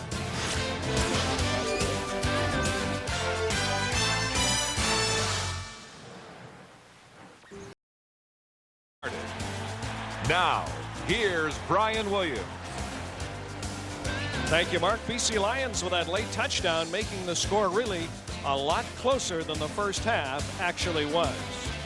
You know, speaking of that first half, Edmonton, they looked like a team that had the bye week with time to prepare it, a well-prepared football team. The BC Lions, on the other hand, who had the bye week, looked like a team that played last Sunday and had no time to prepare. With me, as usual, Eric Tillman, Greg Frères, and Danny McManus. We'll talk more about this game in just a minute, but let's go back to the upset earlier today in Toronto where the Alouettes defeated the Toronto Argonauts. We got the fans here interfering. Where the Alouettes defeated the Toronto Argonauts. Damon Allen and the Argos had a great first quarter. After that, the offense was sloppy and non-existent. In fact, Greg, a total of 6 turnovers today for the Toronto Argonauts. Yeah, 2 interceptions and 3 fumbles. You're not going to win too many games when you give the ball over 6 times. But I was really impressed with what Montreal was able to do defensively. They forced these turnovers. They have evolved as a defense. Now that not only can they play conventional style defense, in the fourth quarter, they snuck it on Damon Allen and they brought pressure, and that forced the turnovers. Well, Greg, I thought Damon looked off balance. You know, after early in the game when they were up 14-0, Toronto had all the momentum, but they let them get back in the game, and you just cannot let a team that talented stay as close as they did. And Danny, at the end, Montreal came alive, and the story was them. Oh, yeah, when you got a team down like that, you had them on the ropes. They kind of led them back into it, and turnovers helped with that, and Montreal took complete advantage of it. Now, one of the stories in this Montreal win over Toronto was a Canadian running back, but it wasn't the one we expected from York University. It was a back out of St. Mary's University in Halifax. Yeah, we talked about Jeff Johnson coming out and having a big game, and we have to give credit where credit is due. Darren Flutie said Eric Lapointe was going to be a big part of this second half, and unfortunately for me to say, he was correct. So what Eric was able to do was really, he was able to go straight ahead, north and south. That's the type of runner that he is, and he was able to get 3 touchdowns and over 100 yards just in one half of work. And that really helped Anthony with his play calling, giving him a chance to move the ball downfield methodically. And nobody should be surprised by this, because Eric Lapointe, in the first meeting between Toronto and Montreal, he rushed for over 100 yards. He's a phenomenal back who's battled with injuries, and he stepped in and he rose to the occasion. And Greg, I think he gave accolades to the guys up front at the end of the game, like he should have. Montreal has one of the 2 best offensive lines in the game in the league. They showed up big time today. As you said, Eric Lapointe's a north and south runner, but when those running lanes are there and you hit it, it's there. They won this one up front, Brian. As I said earlier, love him or hate him, and there's no neutral ground. Don Matthews knows how to coach a football team. Let's talk about this game here where the BC Lions trail by a score of 21-10 at halftime to the Edmonton Eskimos. The fans here, the ones that are just chanting around us, were chanting KC, KC, KC Printers. We're going to show you a pass to Thelwell from Dickinson, and this really, I think, gave Dickinson the chance to come out and start the second half. Right, it sure did, Brian. It really helped by the offensive line and even G-Roy Simon jumping in there when there's a blitz coming. But what Thelwell was able to do was break a tackle, get down to the 1-yard line, and set up a touchdown that they really needed before going into halftime. It was a nice shot in the arm for BC to get these touchdowns. And Dave's not getting a lot of time. His offensive line has got to step up, give him some time to be able to see his reads downfield. They had a great matchup that they were hoping to get Antonio Warren on H.A. Gass, just missed by inches. That could have turned the ball game around as well. All right, Dave is not getting a lot of time. To quote Greg Frères, the natives are restless here at BC Place Stadium. How much leeway do you give Dickinson in the second half before you yank him, Eric, and bring in Casey Printers? Well, Brian, I would have made the change if it had not been for that last touchdown. But I think in fairness to Dave, he got the points when they needed it off the turnover. They have had breakdowns up front. It really is not on Dave Dickinson. I think the story of BC the last 5 or 6 weeks has been an offensive line that has not protected either quarterback. That said, if they don't get some momentum quickly in the second half, I think you bring Casey in just psychologically, and also because he can affect the game in a way that Dave cannot, and that's with his feet.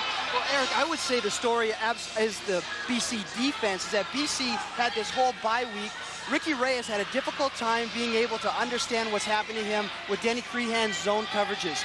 And having the bye week, I'm very surprised that they're playing this very conventional defense and no wrinkles. That surprises me.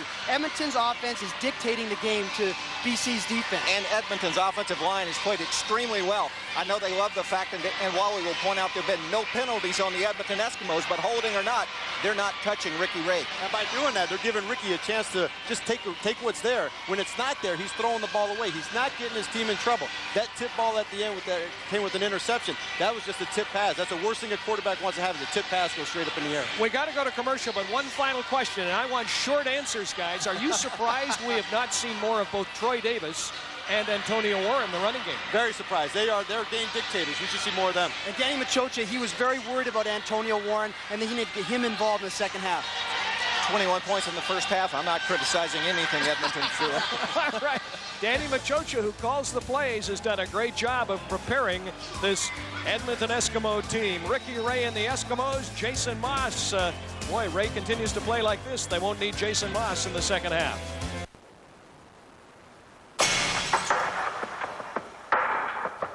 History of Excellence, brought to you by Nissan. James Quick Parker was a punishing force on defense for both the Eskimos and the Lions in a 12-year CFL career. The defensive end entered the league in 1980, went on to win the Grey Cup in his first 3 seasons with Edmonton. He led the league in sacks in 81 and 82, winning the Shenley Award as the Defensive Player of the Year in only his 3rd season. In 1984, Parker headed to the West Coast, where he became the league sack leader with 26.5 sacks in his first season here in Vancouver, a CFL record that still stands today. He won 2 more Defensive Player of the Year awards here in Vancouver and added another Grey Cup ring before moving to the Argonauts in 1990. James Parker retired in 1991, entering the CFL's Hall of Fame 10 years later.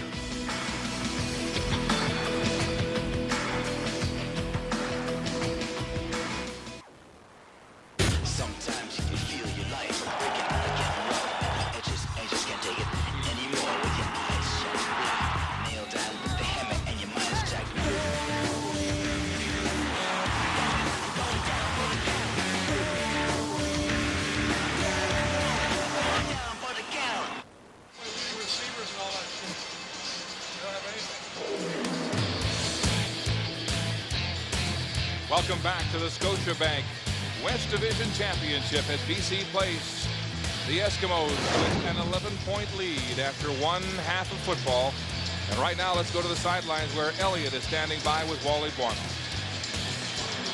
Thanks, Mark. Wally, defensively, you lost Otis Floyd. Your coverage guys looked a bit confused. What did you have to fix to give yourself a better chance in the second half? Well, I think one thing we just got to do a better job as a team, period. We got to stay on the field more offensively, and that's staying away from penalties and making some plays. You know, defense, they're throwing the ball deep on us, and, you know, I thought those interference calls really hurt us. Dave Dickinson was getting booed by the local fans. Did you at all consider the switch before the late touchdown drive in the first half? Well, right now, we're in the game. It's an 11-point game. As we saw in the game before, it's not a big deal. Thank you, Wally. Okay, Mark? Thanks, Elliott. You heard Wally Buono say, Chris, that he's still in the game and he's sticking with his starter. And he told us yesterday that as long as Dave is making his proper reads and not ad-libbing, as he called it, he'll stay with Dave. Well, I think the whole thing, Mark, is the fact that had Dave Dickinson not hit Thelwell to get it down to the one and take advantage of that turnover, I really believe that coming out in the second half, we probably would have saw number one Casey Printers. So the big pass to Thelwell, the sneak by Printers keeps Dickinson in. Now you take a look at the penalty. I mean, the penalties have been a huge factor. You heard Wally Buono talk about the two pass interference penalties that led to a Ricky Ray touchdown, but I'm really surprised right here. The running game, they mentioned it at the panel at halftime. Troy Davis, Antonio Warren, I really expect those numbers to change in the second half of today's game. I heard Buono say that all week the coaches have remained positive, trying to instill confidence in this football team. They wanted to start fast. That didn't happen, and now the pressure is on for Dickinson to lead the Lions to a comeback if they are to be back here in this stadium in 1 week to take on Montreal. Penalties have hurt. The defense has looked confused at times. Fleming has been solid, and Ricky Ray has looked composed and poised at quarterback. The kickoff, and we're underway in the second half of the West Division Championship. Aaron Lockett starts at his 20, comes up the near sideline, and A.J. Gass, with a little Danny Kepley inside him, makes the tackle for Edmonton. Dave Dickinson, his first half looked like this. Well, 13-17, 140 yards. Not a bad number statistically, but not the show for it. He's basically utilizing the entire field. He's had a couple drop balls. I mean, he just needs to put some points on the board and maybe go a little deeper. Seems to be quite content with the underneath stuff. He told you the other day that he felt he was on a short leash with the head coach. But he will start this second half. Geroy Simon, the lone man on the short side. That's where Dickinson looks. Quick pass. Simon makes the catch. Malcolm Frank, Danny Machocha says, is the best tackler on his defense. Make sure of that one. Well, another thing about talking about the Edmonton defense is they went back this week and worked on basics. And I'm talking about basic tackling techniques. And that's why he brought up Malcolm Frank, because he is the best tackler in that secondary. Watch him close up on Geroy Simon, wrap him, bring him down. That almost cost him in last week's semi-final win over Calgary. 2nd and 3. BC. Eskimos. Rush 5. Dickinson in trouble. Throws downfield. Incomplete. Intended for Paris Jackson. And Dickinson gets a rough ride. Well, the offensive line has got to allow Dave Dickinson to get some sort of a comfort zone back there right now, and he's not. They're bringing pressure. They're running twists. Doesn't help with a high snap as well. But everybody's coming in, and Montford is going to work a little stunt. He's going to come back to the inside. Watch a couple steps back inside again. Textbook. He's done it about 3 or 4 times. Ends up right around Dickinson's body again. Pushes to the ground. You've got to keep 53 out of the backfield to allow Dave to look downfield and try and complete some passes. Montford having a tremendous game on defense for the Eskimos. And O'Malley to punt. And it looks like BC is 1 man short here. Shouldn't be happening in a championship game. And so O'Malley will let the play clock tick to 0 and take the flag.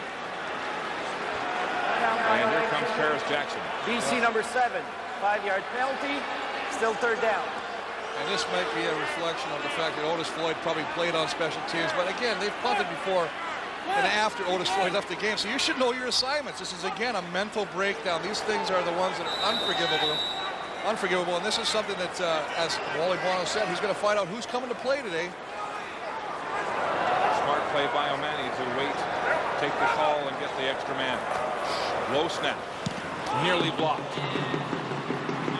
Tompkins backpedaling at his 30, tries to get away, and he does, to the wide side. Tony Tompkins can't get away from Lyle Green, who has good coverage on the wide side to force him out of bounds. O'Mani avoids a near block from Darren Dinkford to get that one away. Baron Miles has the game's only interception, and it ignited this BC offense as we check in once again in all mic'd up. If they punt it and we get on the field, we got to take 7 points. We got to take it from them.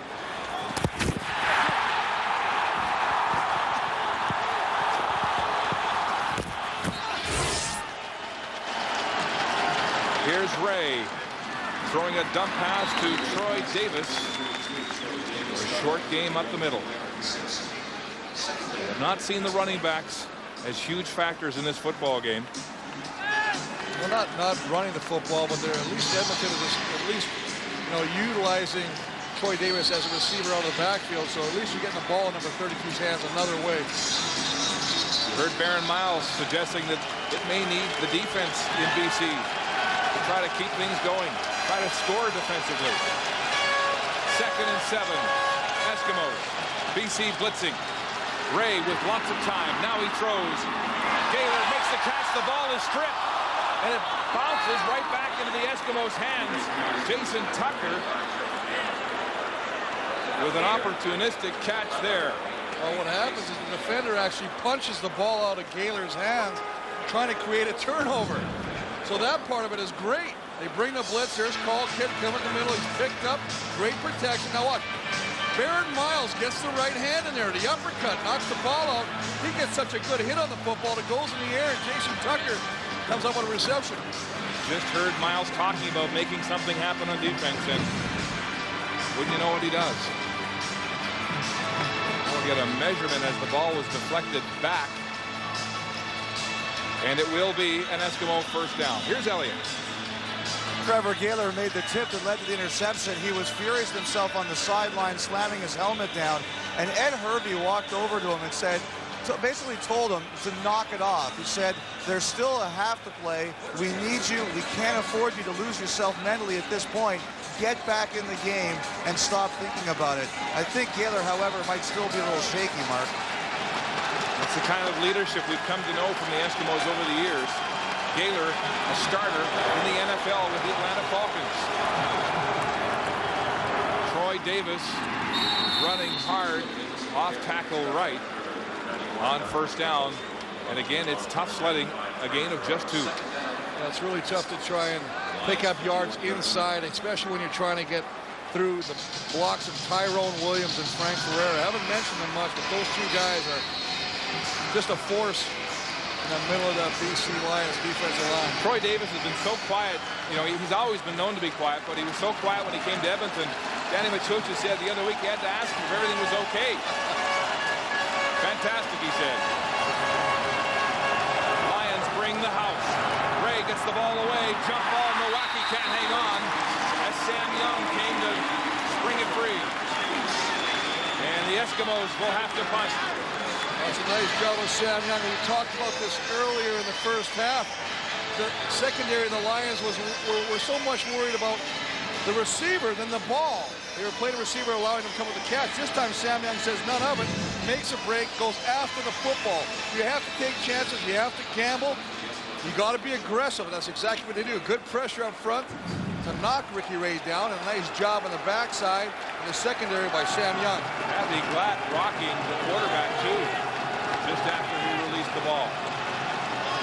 Fleming angling this one to the far sideline, end over end, and just out of bounds at the 18-yard line. A perfect punt, 33 yards, no return. First down, BC, deep in their own end. Handoff up the middle to Antonio Warren, and the Eskimos were waiting with open arms for that one.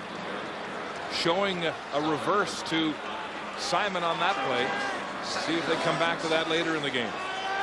They'll try to get a little bit of misdirection with Leroy Simon coming around on the fake reverse, trying to widen that defense.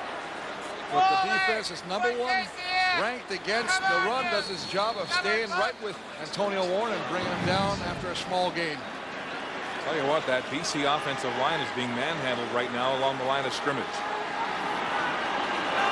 2nd and 8.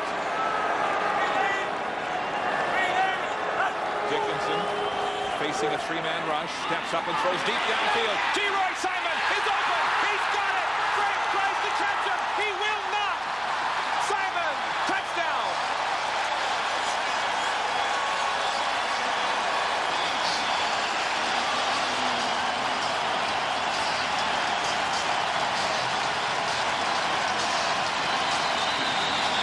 Dave Dickinson, 90 yards to Leroy Simon for the touchdown. His longest touchdown catch of the year. And it all starts up front. They fake the blitz. They drop 9. But Leroy Simon is going straight down the hash. 90 yards later, gets behind the cover man Malcolm Frank, and the ball beautifully dropped in his hands by Dave Dickinson. And folks, we got a ball game. Simon beating the top cover man in that Eskimo secondary, Malcolm Frank. 1-on-1. The point after is good. And now there's a horse race at BC Place. The veteran answers back to start this second half with a huge touchdown. Leroy Simon with his first playoff touchdown as a BC Lion, and a remarkable one at that. Well, 90 yards. He talked about the lack of speed, and it's just right there. Nothing fancy. 1-on-1. Malcolm Frank against Leroy Simon. Offensive line does what it has to do to allow Dave to go deep with this football. They talked about there's no speed in this BC Lion receiving crew. I beg to differ. He ran right past Malcolm Frank and all the way to the end zone, 90 yards. Here's Jason Tucker now, trying to bounce outside. No way. Jason Crump with the tackle as Frank smolders and Simon savers. Well, they're going to back everybody out. All the linebackers are dropping. As a result, it's only going to be a 3-man rush. 5 offensive linemen against 3 defenders. That gives Dickinson the time to look deep and go deep. This is pre-called all the way. It's exactly what they wanted to do. They set it up in the huddle. We get 1-on-1 coverage against Malcolm Frank. We're going to go right after him. Simon was saying yesterday, normally on the short side, Mobley tries to get a piece of him to break him up. Mobley couldn't get across there, and Simon was gone. Ray in the pocket, flushed. McKay Lozier can't reach him. Ricky Ray running with the football, just shy of a first down. We check his first half pass distribution.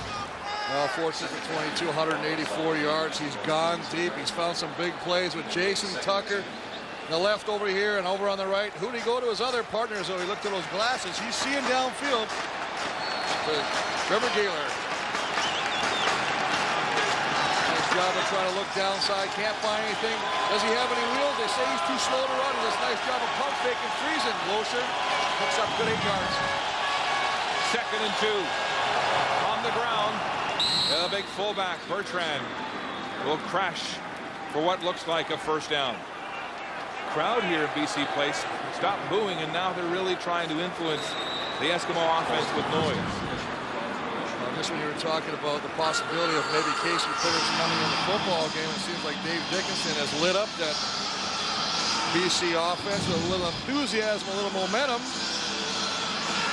Right now, let's go to the sidelines, and here's Elliott. Well, Mark, just a couple of notes. Chris Wilson is not into the game for the Lions right now at defensive end. It's a bruise. He's expected to return. And even a more concern, they were looking at Antonio Warren after the offense got on the field following the touchdown, his right calf. But they say that's also a bruise, and he will be back. And that's Carl Kidd down on the field right now, Mark.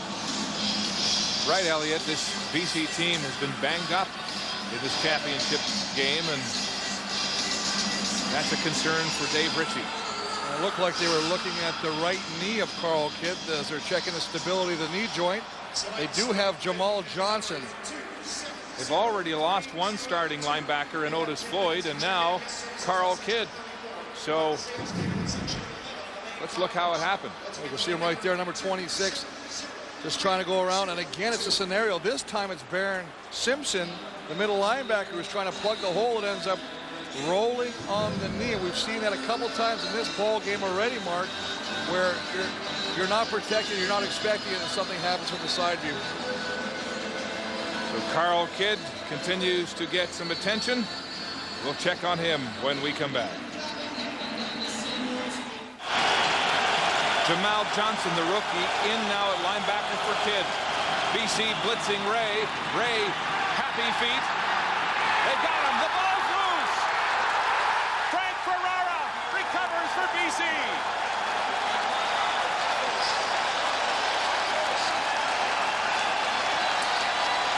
And Mark, the fellow you mentioned, Jamal Johnson, number 39.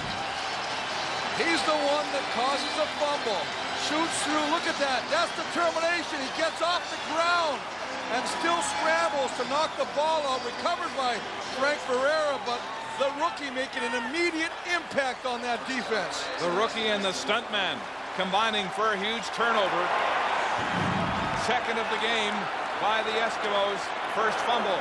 Dickinson throwing out of the backfield. Jamal Myers makes the catch and then goes into the signboard with Stephen Marsh right there. The young rookie, Jamal Johnson, out of New Orleans, pressed into service here because of the injury to Kidd, and his very first play is a huge strip. Well, not only that, but you gotta love the way that Kidd was knocked down. He gets up and still fights toward the quarterback. That's effort, that's hustle, determination, results in a good thing. Second and 4. Simon again alone on the boundary with Frank. They'll stay on the ground. Antonio Warren, no worse for wear after getting banged up the middle, close to a first down. As BC runs that play, and as you say, just a quick handoff, 4 receivers to the wide side. G-Roy Simon one-on-one against Malcolm Frank on the backside, and the interesting thing that was happening was the safety of the Eskimos uptight. There's nobody behind him. You almost think if Dave would have saw that, he may have looked over, gave the signal to G-Roy and said, hey, break it in the middle. Third down for offensive coordinator Jacques Chapdelaine as he sends in the backup in these short yardage situations. You see G-Roy, he's trying to come in. Now Malcolm has to take away the middle because of that fact there's nobody deep behind him. Third down and the length of a football. Printers, quarterback sneak. And he's roughed up as he goes to the bottom of that pile against this vigorous Edmonton defense. Casey Printer does his part to buy his offense on fresh set of downs. Look at the leg drive, and as you say, treated rather unceremoniously by Alston and the rest of the defenders of the Eskimos, but Dave Dickinson will now come back out and have a fresh set of downs to work with. First down on the 24-yard line of the Eskimos. Dickinson with Warren beside him in the shotgun. Hands off. Warren head down, and he'll have a short gain up the middle. Well, tough sledding for Antonio Warren. I mean, going against the #1 run defense in the Eskimos, but I like what you're doing here. They're not getting a lot of yards, but watch something else. Did you see Dave Dickinson take off after he handed that football on a bootleg? They had better check that backside defensive end for the Eskimos and make sure he stays to the outside. Otherwise, Dickinson will pull it and take off himself. Second down, 7 to go. Safety down low. Here comes the blitz. Dickinson with time, throws it away. A safe play. He couldn't find an open receiver. Wiltshire came down from the safety spot to blitz. Well, they wanted to go deep. They saw Wiltshire, the safety, up tough with the blitz. Watch G-Roy, we saw this earlier in the game. He comes back in and he picks up the safety blitz. The first time he did it against Seymour Mobley, this time against Kelly Wiltshire. That's great recognition and knowing exactly what you got to do, because not only do you got to run patterns as a receiver, but if they bring the blitz, you got to know if it's your responsibility to come back in and block. He's done that twice, and he's done a nice job on both occasions. Mark McLaughlin, the 40-year-old veteran kicker, to attempt this field goal from the 28. He's been good from 42. Down the middle. Yes. The BC Lions move to within a single point of Edmonton. Welcome back to the Scotiabank West Division Championship. 17 unanswered points by the BC Lions, and now they're within one. And Chris, at this point, I'd like to say a special hello to a friend and colleague, the CFL on CBC's Larry Mueller, who is in hospital in Regina. Larry, we know you're watching this afternoon. Our thoughts are with you as you await surgery. Hang in there, old friend. We're with you all the way. Ray to Bertrand out of the backfield. And Bertrand looks like he's within a yard of the first down. We'd like to remind our viewers to log on and let us know who you think is the warrior of the game. Not necessarily the best player, but the player who plays with heart. Log on to cbc.ca/sports/football. Cast your vote. We'll let you know who wins after the football game.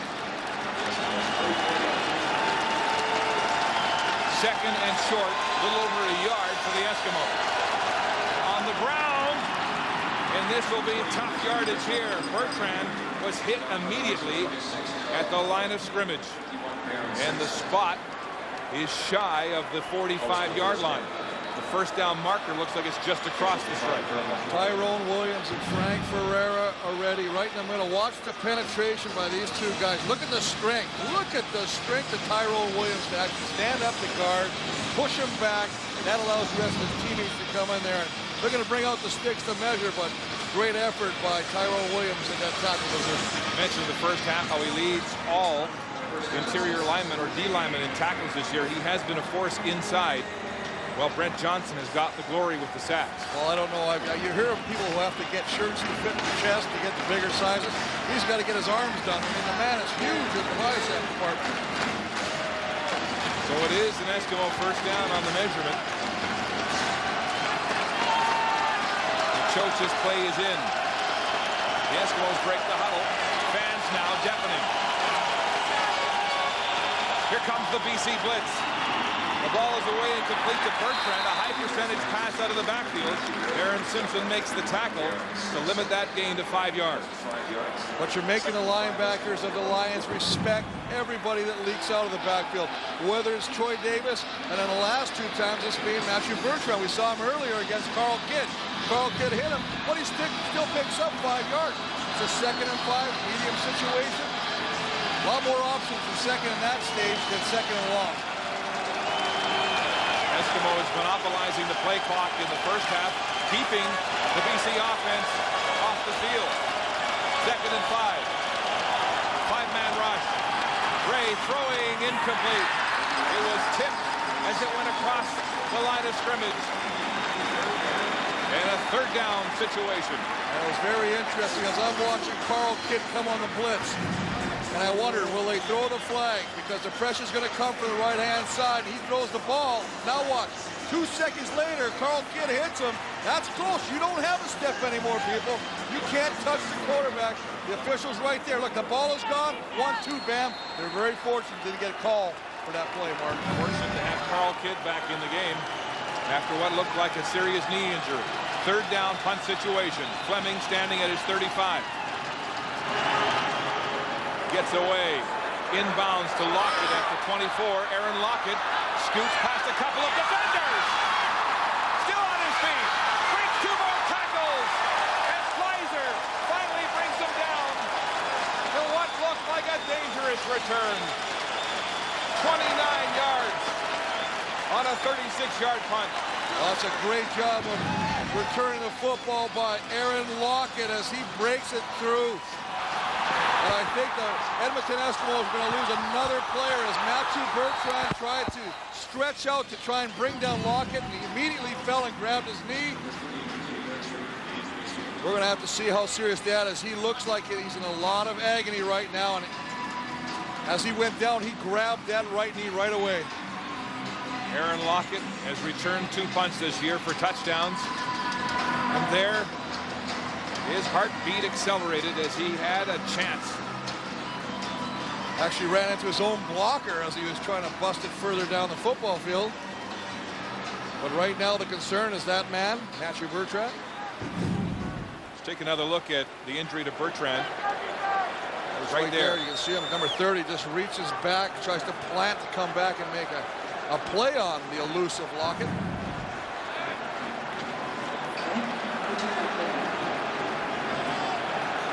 While they check Bertrand, we'll go back to the sidelines for another update from Elliott. Elliott? Well, Mark, Bertrand is such a valuable special teamer for the Eskimos, and so is Dubuque. And Dubuque is already out of this game with a concussion.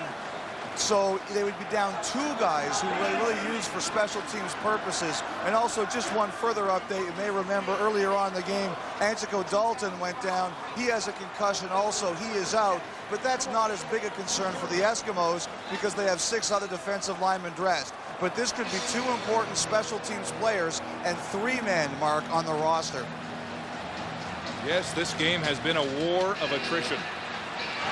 And Darren Dietrich, the young rookie out of Nebraska, has been waiting for a chance to be involved in this Eskimo offense. I remember after the Toronto game, he had words with the president, Hugh Campbell. His whole family was in Toronto waiting to see him play, and he didn't get the ball much because Troy Davis is, of course, the feature back. Dietrich would love a chance. And you love the enthusiasm shown by the young player, but he has to earn his time and wait his time, if you would, and find the opportunities. And you know what, when you have, as you say, Troy Davis running the football as the main guy, but he might get an opportunity right now, the Canadian.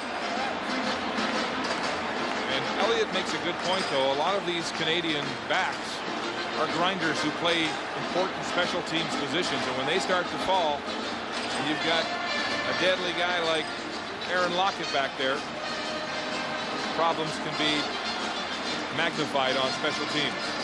Well, the former quarterback, that's the thing that people don't remember, is Matthew Bertrand was a quarterback at Laval who came to the Eskimos last year, and they said to him right off the bat, we want you to be a fullback, and he decided that's what I'll do. I'll do anything to make this team.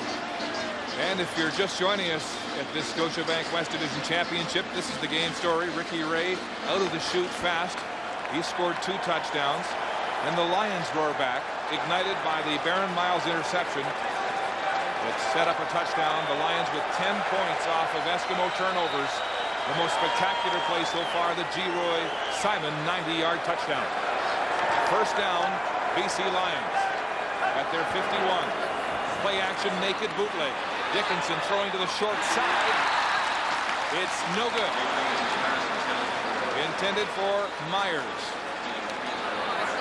Something of a little different look from the Lions offense with Dave Dickinson, who likes to stay in the comfort zone of the pocket. This time, play action rolling out to the right. He's got the intended receiver, just puts it a little too low for Myers to come up with a catch. Myers and Chapdelaine thinking that could have been caught. It'll be 2nd and 10. Stephen Marsh looks in through his visor.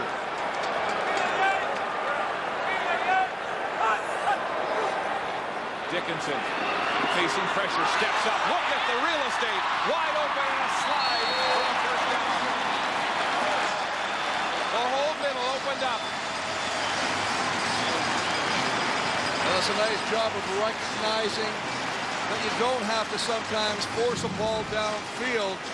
But as you say, take a look at the opening right now. The linebackers all drop. Look at this avenue to take off and run. There's nobody in your viewing screen. Time he slides, he picks up a first down. Gain of 14 by Dickinson. Most defenses don't expect him to run, and he fooled the Eskimos there. Back to pass. Pressure from the backside, and Montford rocks Dickinson just as he gets the ball away. And Joe was saying the other day, Dickinson is a quarterback who's hard to rattle. Well, I tell you, I don't care how tough he is. If he takes any more of these shots, he's going to be rattling every day when he walks. Again, it's the outside-inside move. He's done it on Elwanibi in the first quarter, and that's the second time he's done it against Shirka Razuli. I mean, you got to start taking away the inside. Let him beat you to the outside if he can. It's a longer rush to the quarterback, but Joe's so quick. He's got these tackles thinking right now.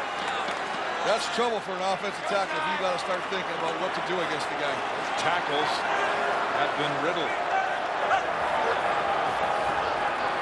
Dickinson blocked. And so that'll be the end of that series as Charles Alston, the rookie, gets up high to bat down the pass. But it shows you what happens as one player, a Big Ten player, stands up and makes a play. Joe Montford, the previous play, he gets in there, he rocks Dickinson. That, you know, that infectious attitude passes over to his teammates. This time, I mean, Mantika's doing a nice job. He's got Alston all the way out there. He says, I've got him. But Alston can see the quarterback. Dave's not the tallest quarterback, gets a hand up, knocks the ball down. And that was a three-man rush that caved that O-line.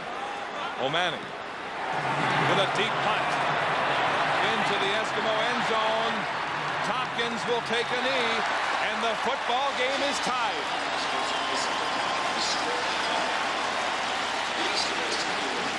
Duncan O'Malley with a punt single for 50 yards, and it's 21-21. A reminder, warrior of the game will be decided by you, the viewer. And we've got some worthy candidates. Dave Dickinson rallying here in the second half. Joe Montford on the rampage on defense. Chris, he's got to warrant a lot of votes. It's up to you. Log on to cbc.ca/sports/football. Cast your ballot. We'll announce the winner after the football game. Mike Maurer into the game now for the injured Matthew Bertrand. Handing off to Troy Davis, and Davis is driven back. Carl Kidd made contact, Happy Glad in there. And these linebackers for the Lions are hungry. Well, they're hungry and they're active. We talked about Happy Glad having to come in and replace Otis Floyd. They've actually put Jamal Johnson there other times. They've got a great set of linebackers. Good speed, and they're great guys. There's one guy who slows them up, the rest are sure to be there quickly. Carl Kidd, he's a warrior, banged up and still making big hits. Second down, 7 to go. The ball is still hung on to. He nearly dropped it, but they get him. Barrett Simpson celebrating a huge sack as this Lions defense mounts a challenge.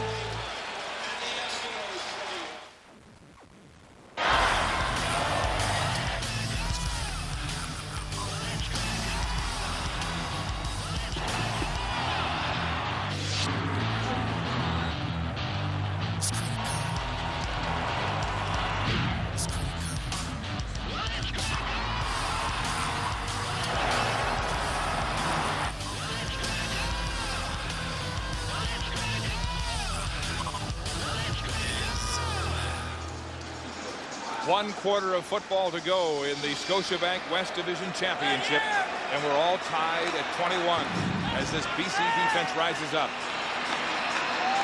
Well, Chris Wilson right here, watch this move. This is called an arm bar.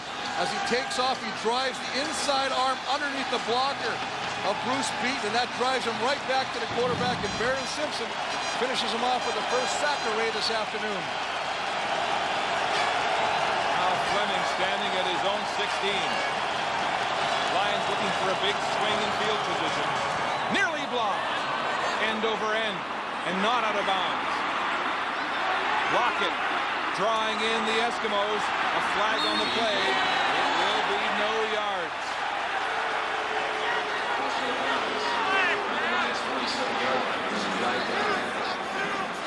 Third quarter statistics. I think that the big thing that has put BC right back in this ball game is the 10 points off the turnovers. Huge for the Lions, and of course that big 90-yard touchdown pass. He gets the coverage he wants against Malcolm Frank, one of the best cover guys. Takes it for a touchdown. You see the numbers again. Not much running game going on, but they're doing it all through the air. not unlike the Eastern game where the Argos jumped out to the lead and then turnovers helped bring Montreal back into the game. Four-quarter football, wonderful. And so Dave Dickinson and his BC offense, first down at the 50. Dickinson straight back, throwing to the wide side, and Stephen Marsh quickly to take down Myers for a short gain.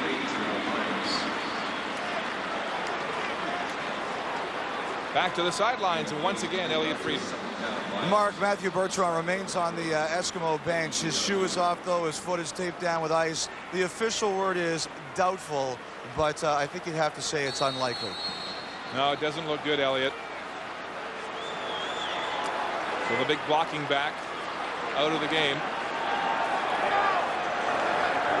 Second down and 8. BC. Here comes the Edmonton blitz, but flags fly and there's movement. The indication is this is going against BC.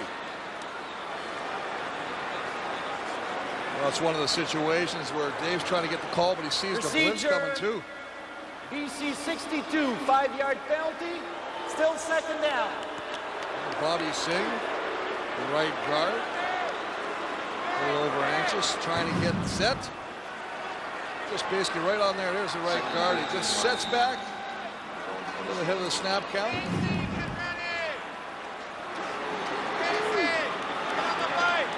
So instead of second and 8, it's second down and 13 now.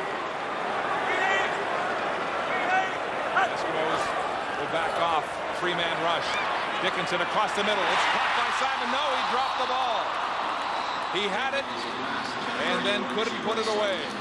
And so the Lions will punt. And that's a big break for the Edmonton Eskimos because he did have it. And this is the same play or defense that the BC Lions exploited the Edmonton defense earlier when they only brought a 3-man rush and dropped 9.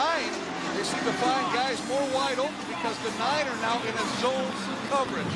They're dropping in the zone. This time, Leroy just can't find a handle over the middle. Lions don't take advantage of that excellent field position, and they'll punt. O'Mani hammers a deep spiral, forcing Tompkins back inside his 15. Tompkins beats the first man. He's surrounded, though, and he's dropped at the 24. 49-yard punt by O'Mani, and just an 11-yard return. Crowd really loud as Ray rolls, throws to the wide side. Wide open is Gaylor, but he's tackled shy of the first down. The gain will be about 8 yards on a long pass across to the wide side. Well, Ricky's just going to sit back now and drop off. He's looking all the way to go over to the wide receiver on the right sideline. Great coverage by Ryan Phillips on the play, but still picks up 8.5 to 9 yards. Ricky Ray yet to throw a touchdown pass. 6 games and 3 quarters now. Second and about a yard. On the ground, Mike Maurer battling his way and driven back. There is no love lost in the trenches. An interesting call as they need to pick up a yard, yard and a half. They give it to Mike Maurer, who's in replacing the injured Bertrand.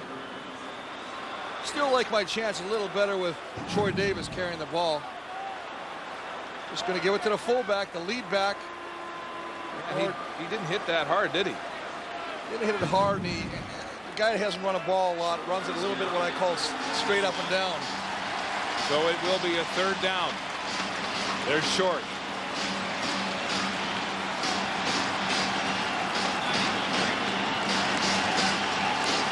And the Eskimos will gamble at their own 33. The crowd now trying to make it difficult on Ricky Ray. Third and less than a yard. A gamble in their own end.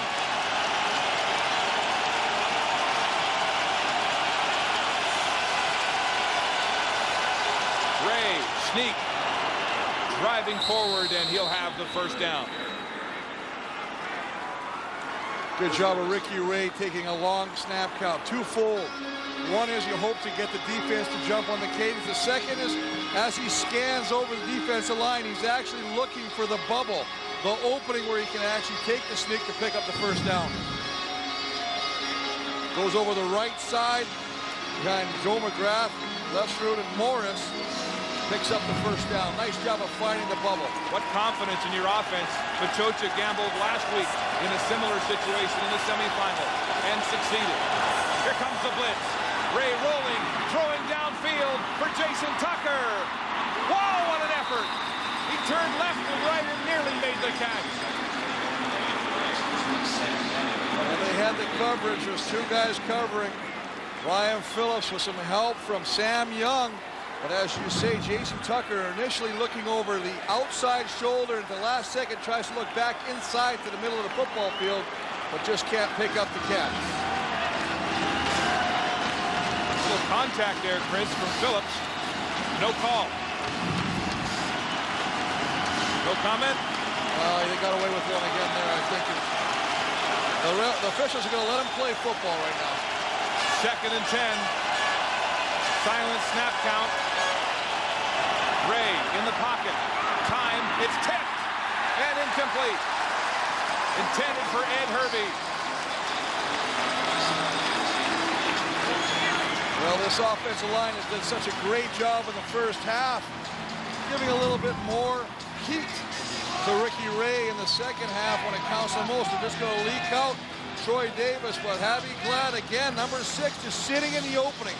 And he's just going to watch the quarterback size. And what he's doing, he let the back go. He's responsible for Ricky Ray if he takes off with the football. Javi Glad in for the injured Otis Floyd. He's been terrific in a supporting role.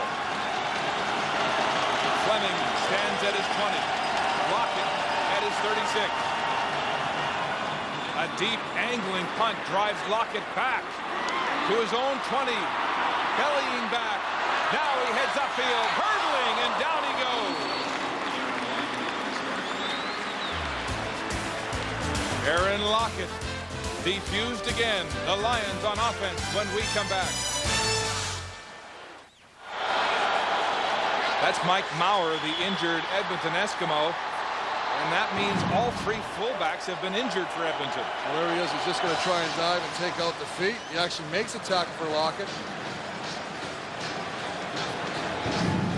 And on the Eskimo bench, Jason Moss is warming up. Just moments ago, this was the scene as he got the word from his coach, firing up his teammates, much the way he did last week as he came in the second half to rally Edmonton to victory over Calgary in the semifinal with those passing numbers. It was interesting last week to watch Ricky Ray struggle against the Calgary defense, his zone defense, and he comes back in, he just picks it apart. Ricky Ray, and a picture of 2 different halves for him. But again, that's adjustments. That's going in at halftime and making the proper adjustments. What does Ricky Ray like to do? What's his tendencies? They got it all charted. They've shut it down, and that's why you're seeing the change now. So Ray alone with his thoughts. Yet to throw a touchdown pass in this game. And his team, his offense, quiet in this second half. On the other hand, Dave Dickinson has been the lightning rod. A pitch out here to Warren. Cuts back against the grain, and Joe Montford lowers the boom. Joe Montford has had himself a whale of a football game. In between undressing the tackles and hitting the quarterbacks. Look at the pursuit from the opposite side. Play is going away.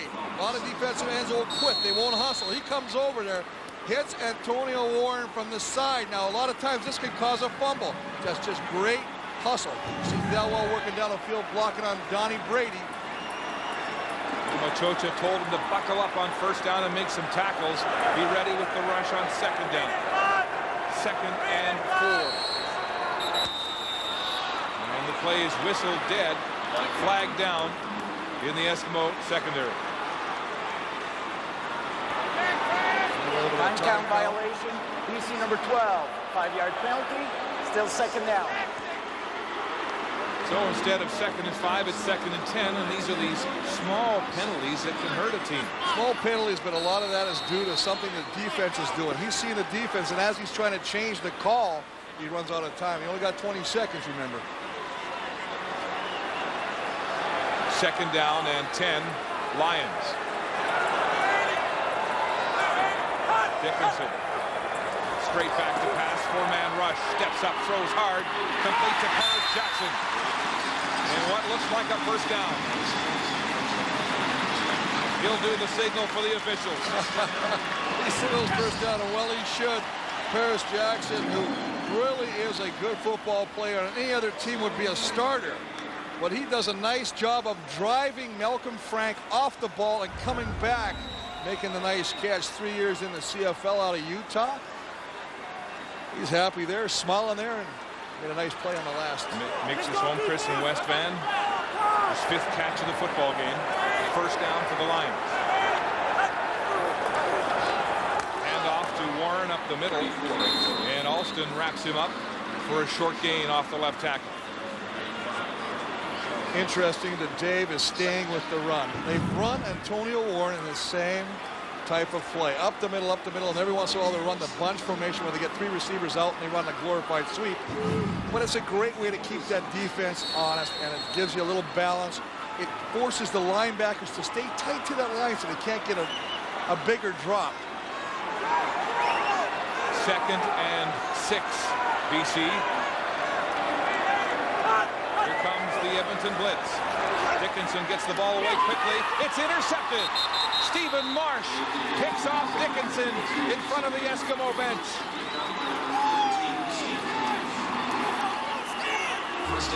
Marsh with his 3rd pick of the game, and a big one here in the 4th quarter. Stephen Marsh with his 1st pick of this Scotiabank West Division Championship, 3rd of the year. Well, first turnover as well. So take a look at Wiltshire and Loftus. They're going to come on the blitz from the outside. As they come off, he throws his ball out. He thinks he's got it, but Stephen Marsh, number 13, has been read. He just read the quarterback's eyes. You see Thelwell there open, but Malcolm Frank just basically left him after the interception. Jason Moss at quarterback for the Eskimos, firing to Jason Tucker. And a big first down as the Eskimos make another quarterback change in successive playoff games. You cannot sit in zone coverage against Jason Moss. And the reason I say that is because his arm is so strong. He throws this on a rope. Take a look. They're all going to drop in the zone. You see, they sit back. Look at this, is on a rope to Tucker over the middle. Tucker sitting in between 3 defenders. Got to mix it up. Defenders have a lot less time to react to a ball on a bullet and a ball with air. Troy Davis bouncing outside, head down, running with authority, and he's tackled across the 25-yard line. It was 1 week ago in the West Division semifinal that Moss came into the game having thrown only 3 passes all season, those in the last game of the year, and he ignited this Eskimo offense, throwing the only touchdown pass for the Eskimos that game. A beautiful corner route to Tucker in the end zone, coming back down and winning that football game to get them here. Moss across the middle, Herbie with the catch on the crossing route.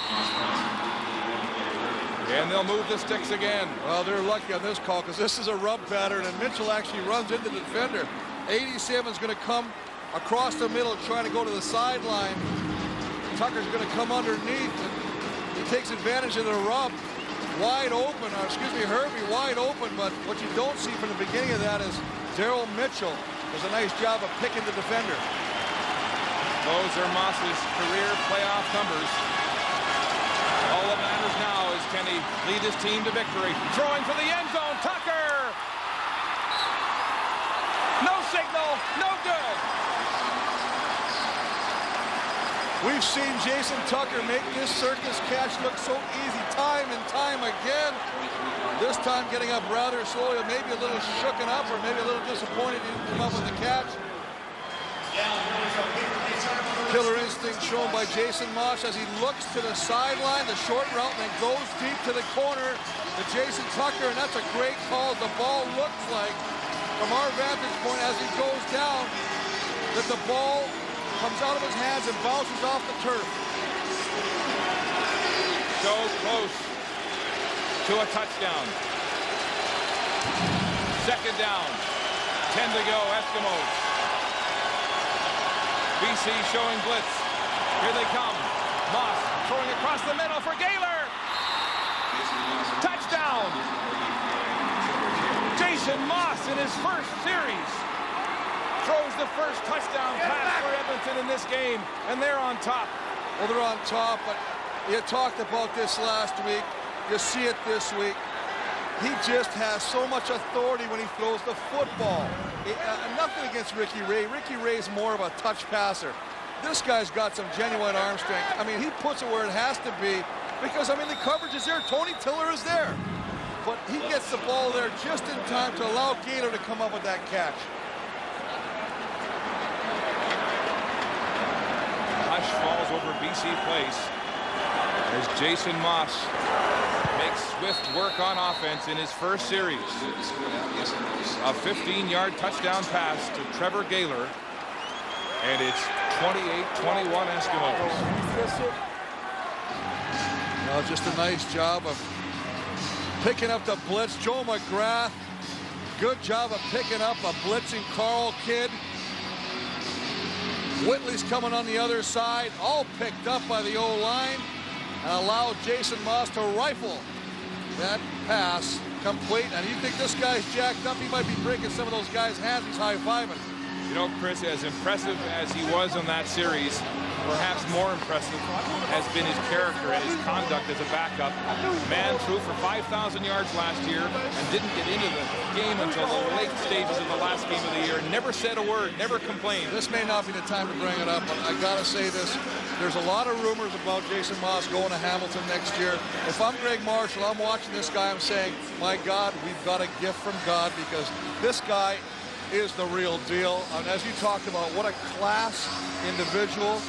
Waited even this week when they announced Ricky Ray was a starter. He said, I agree wholeheartedly.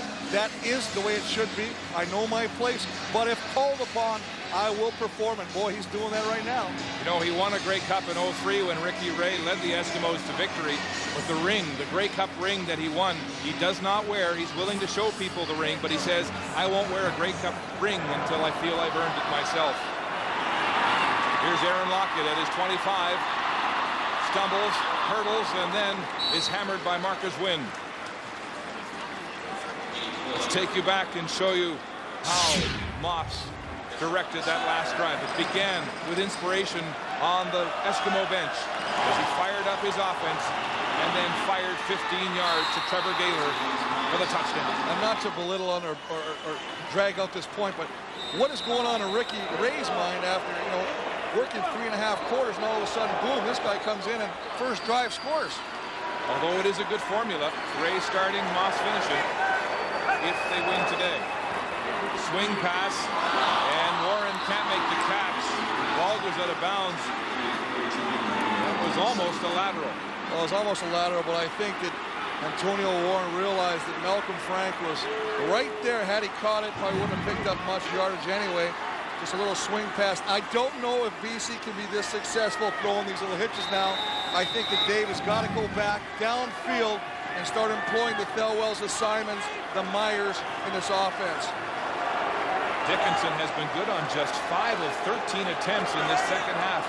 Had the big strike for 90 yards to Simon. Back to pass, 2nd and 10. Down the middle, bumped and incomplete. Thelwell, the intended receiver, Keo Craver, the rookie, busting up that play and forcing the Lions to punt. That's a nice job of Craver to stay with the intended receiver. This is a very hard route to cover because you're going to start on the outside. Now you're going to dilly-dag and then break it into the middle. Look at the closing speed. And he keeps him to the inside. Little bump there between Craver and Thelwell. Not called and almost picked off by the Eskimo defender. 4:41 and ticking on the clock as O'Malley hammers a spiral and punt. Tompkins beats the first man. Nowhere to go as Javi Glatt is down there again with another big tackle on special teams. Back at BC Place, the Eskimos back on offense, and this man has been hotter than a pepper sprout. Jason Moss off the bench, his first series, and leading his team to a touchdown. His passing style is quicker, faster, and he goes downfield. Here comes the blitz. Moss fires complete, and Hervey is tackled instantly by Dante Marsh for a gain of about 5. Well, it's interesting when you talk about Ricky Ray and what he did in the first half. I thought he did a real nice job of looking off the safety. Got away from that a little bit later on in the game, I think, and as a result, the Lions made adjustments to and shut down the passing game. Well, in comes a new quarterback, a little stronger arm, Jason Moss, who had success in that first drive. And, I mean, he is making snap decisions that indicated by that pass as well. It just throws it right out to the receiver. Lions need to stand here, make a stand. Second down, long. Moss firing. Incomplete. Phillips, the rookie, breaking up the pass intended for Daryl Mitchell. And the Lion defense holds. That's a big play by the Lions secondary. Great coverage by Phillips. Look at him, sits down, and then follows the hip pocket. See the hand? The hand is not even really touching Mitchell. He's just staying away. And as soon as the ball breaks, then it's called closing speed. Now, quarterback change perhaps for BC as Printers warms up and has a conference with the coordinator, Jacques Chapdelaine. I think he's in just by the fact that he's having that conversation with the football in his hands.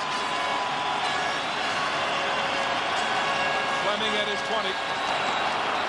Flag down. And the Lions are pointing at the Eskimos saying there was movement as Printers buckles up and warms with Dickinson. These two men have shared an uncomfortable relationship over the last 2 years, sharing the limelight. 5-yard penalty. It is a procedure call as we watch Printers warm. Well, I think Casey Printers says it the best when he says, you know, I know my role in this team, but this has never been my team. This has always been Dave's team. Last year, Printers started this game and Dickinson came off the bench. Roles reversed this year. Fleming, an end-over-end punt. Out of bounds. No return, but good field position for the BC offense. And so Casey Printers comes into the game amid a huge cheer from the 37,000 fans at BC Place. And how prophetic, Mark, that we talked about early in this game. We got 4 great quarterbacks. We might see all 4. Now we have. The football game now in the hands of the backup quarterbacks as Dickinson looks on. And Printers takes over the BC huddle. His numbers last year, spectacular until he injured his shoulder and Dave Dickinson came in and helped lead BC to that overtime victory over Saskatchewan. Now it's Printers with a chance to be the hero. And Mike Maurer is down again. Maurer, the warrior on special teams, the second time. He's had some knocks as a result of going down on those cover teams, sporting the nice haircut. And as we watch Maurer being attended to by the Eskimo training staff, I'm reminded, looking at Printers, of his comment earlier this week when Wally Buono announced that Dave Dickinson would be his starting quarterback. He chose his words carefully, but he was obviously frustrated when he said, "This has never been my team. This has always been Dave's team. He's always been the starting quarterback. I've just been a part of this thing."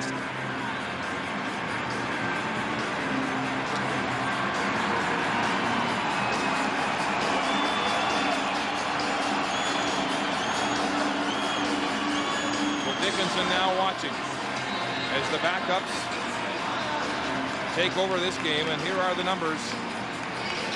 These two quarterbacks last year as starters. Imagine having 2 quarterbacks as backups who threw for 5,000 yards last year. One, the most outstanding player of the league.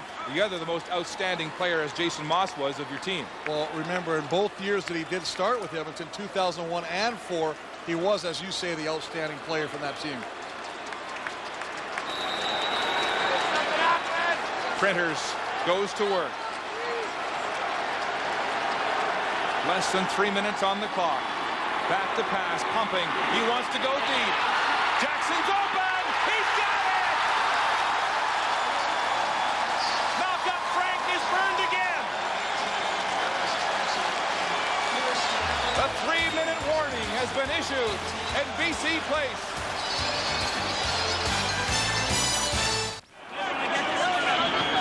Harris Jackson was injured after making that huge catch, 47 yards on the first pass from KC Printers. Just one-on-one out here, Malcolm Frank. Just similar to G-Roy Simon. Now freeze right there, boys. Look at him turn him inside and break it back to the outside. Great job of freezing Malcolm Frank to the inside, taking it back to the outside, turned his hips, won the battle. Just like the 90-yard catch and run for a touchdown by G-Roy Simon over Frank. It's 137 yards and 2 passes over Frank. Not to point it out. No, but you know what? Isn't it funny when you go at the strength of the defense, the best cover guy, and you make a point? First down, BC Lions.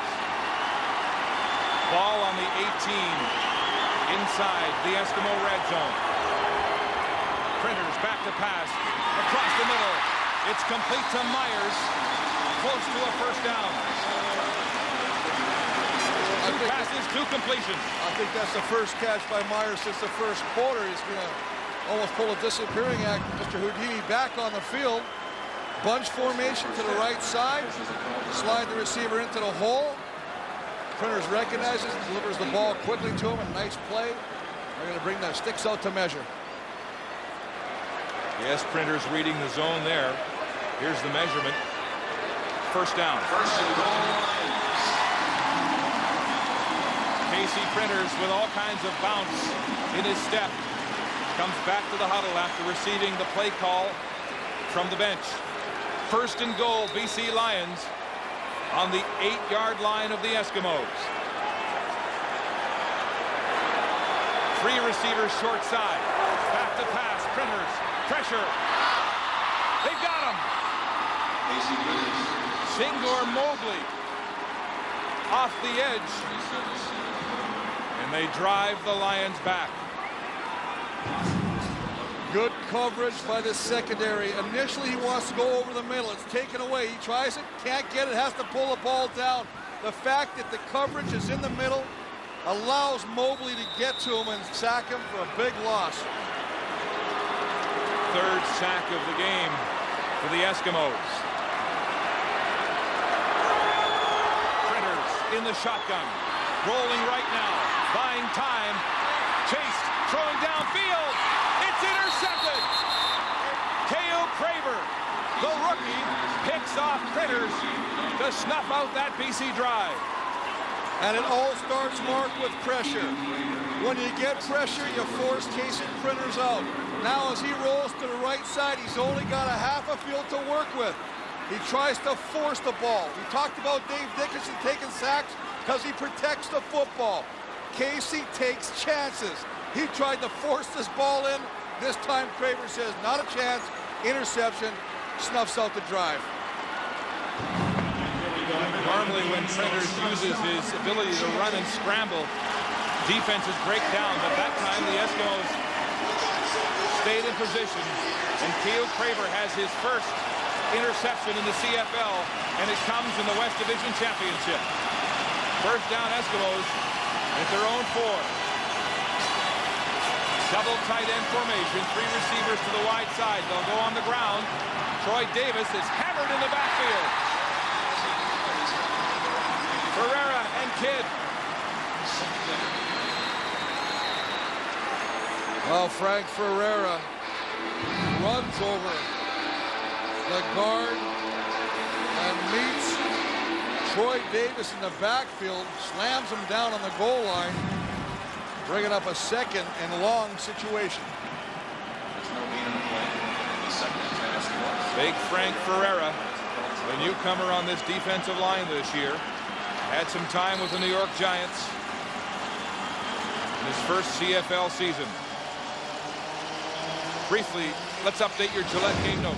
Well, for Edmonton, we said Hitter Moss. If Ricky Ray struggled, to see Jason Moss. Jason Moss comes in, touchdown in the fourth quarter.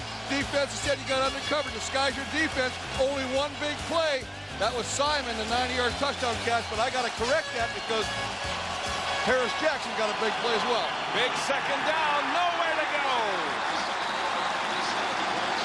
Troy Davis hammered. And now it's third down. The Lions will get it back.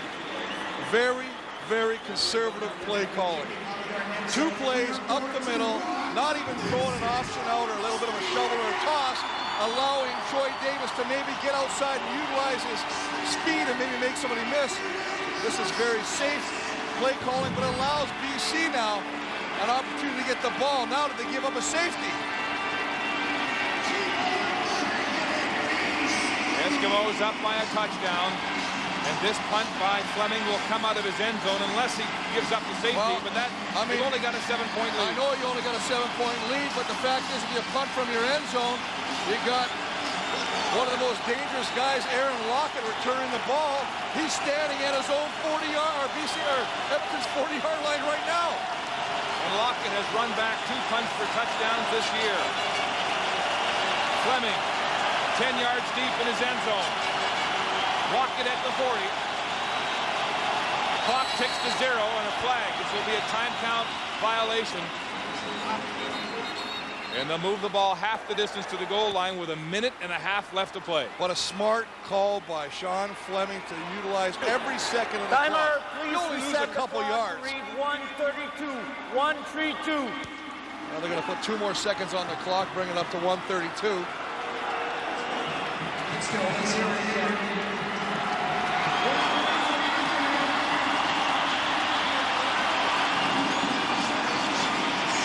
See the pressure written all over Danny Machoch's face, the rookie head coach. In a tense situation here.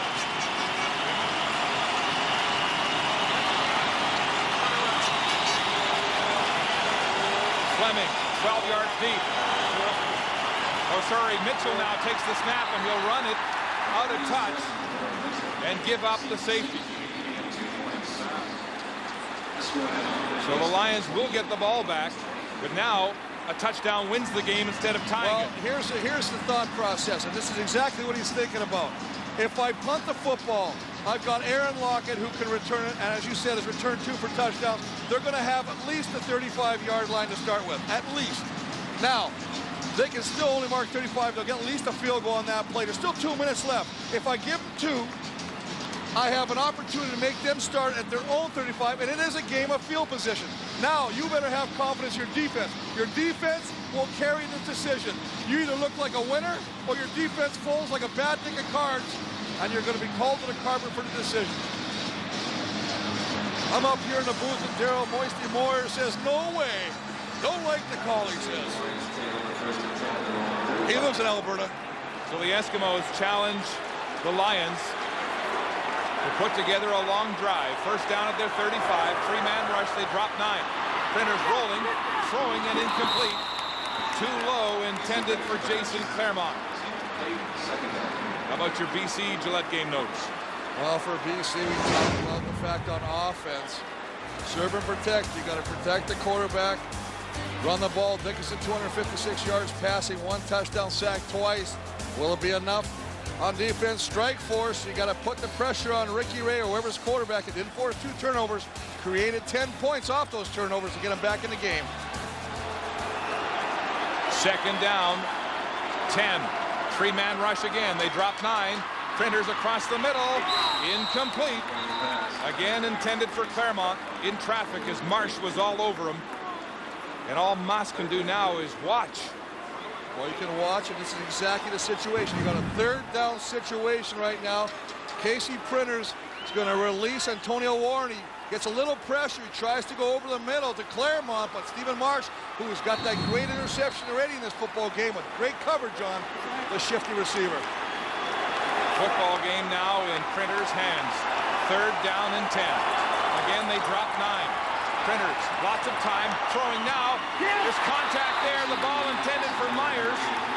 No flag as Brady came in to break it up. And the Eskimos will take over on downs. Well, the scenario was we're going to rush 3. We're going to bring drop 9. I talked about it. You guys looked at me up in the booth, said not a good call. It's a game of field position. You got to have confidence in your defense. Remember, this is the #1 defense against the pass and the run. You got to have confidence. You know what? If you don't play the football game. I feel like I've just been lectured. You don't consider it done. So Printers, no magic. And the celebration has begun as Brady enjoys that big 3rd down breakup. Troy Davis spinning. No gain there as he's hit in the backfield for perhaps a loss on the play. Well, the situation right now, Mark, as we watch it, the clock tick and they go to the Grey Cup. What's going to happen in BC? I throw it to you with Dave Dickinson and Casey Printers. Will they both be back? I think Dickinson summed it up this week when he suggested they will not be back in the same team next year. The Eskimos have not gotten to the Grey Cup by winning 2 road playoff games in their history. They're 55 seconds away from achieving that here this afternoon. Moss carefully on the ground. Davis nowhere to go as he's hit as he crosses the line of scrimmage for a gain of only 1. And the guy who has delivered them to the promised land, none other than Jason Moss again, who comes off the bench in the hero role, drives him down for the winning touchdown. Unbelievable. Well, there's still 46 seconds left on the clock, and a decision here by the Eskimos. You kick a field goal, risk a block, risk a run back on a wide field goal, or do you punt? Well, you got 46 seconds. You know what? I don't like leaving points on the board. I think you have to try and be aggressive. But Jason Moss is still out there. Now, he does hold for the field goal team. But I don't see Sean Fleming in there. He was the difference in one offensive series. His first in the game, leading the team to a touchdown on a 15-yard pass to Trevor Gaylor. And the time clock ticks to 0. Flags are down. 25 seconds left. And Mark, they'll push it back. Timer, please reset the clock punting. to read 26 seconds. 26 seconds. Time count violation. Edmonton number 12. 10-yard penalty. Still 3rd down. And I see Fleming has got the tee in his hand, which would lead me to believe he's going to attempt the field goal.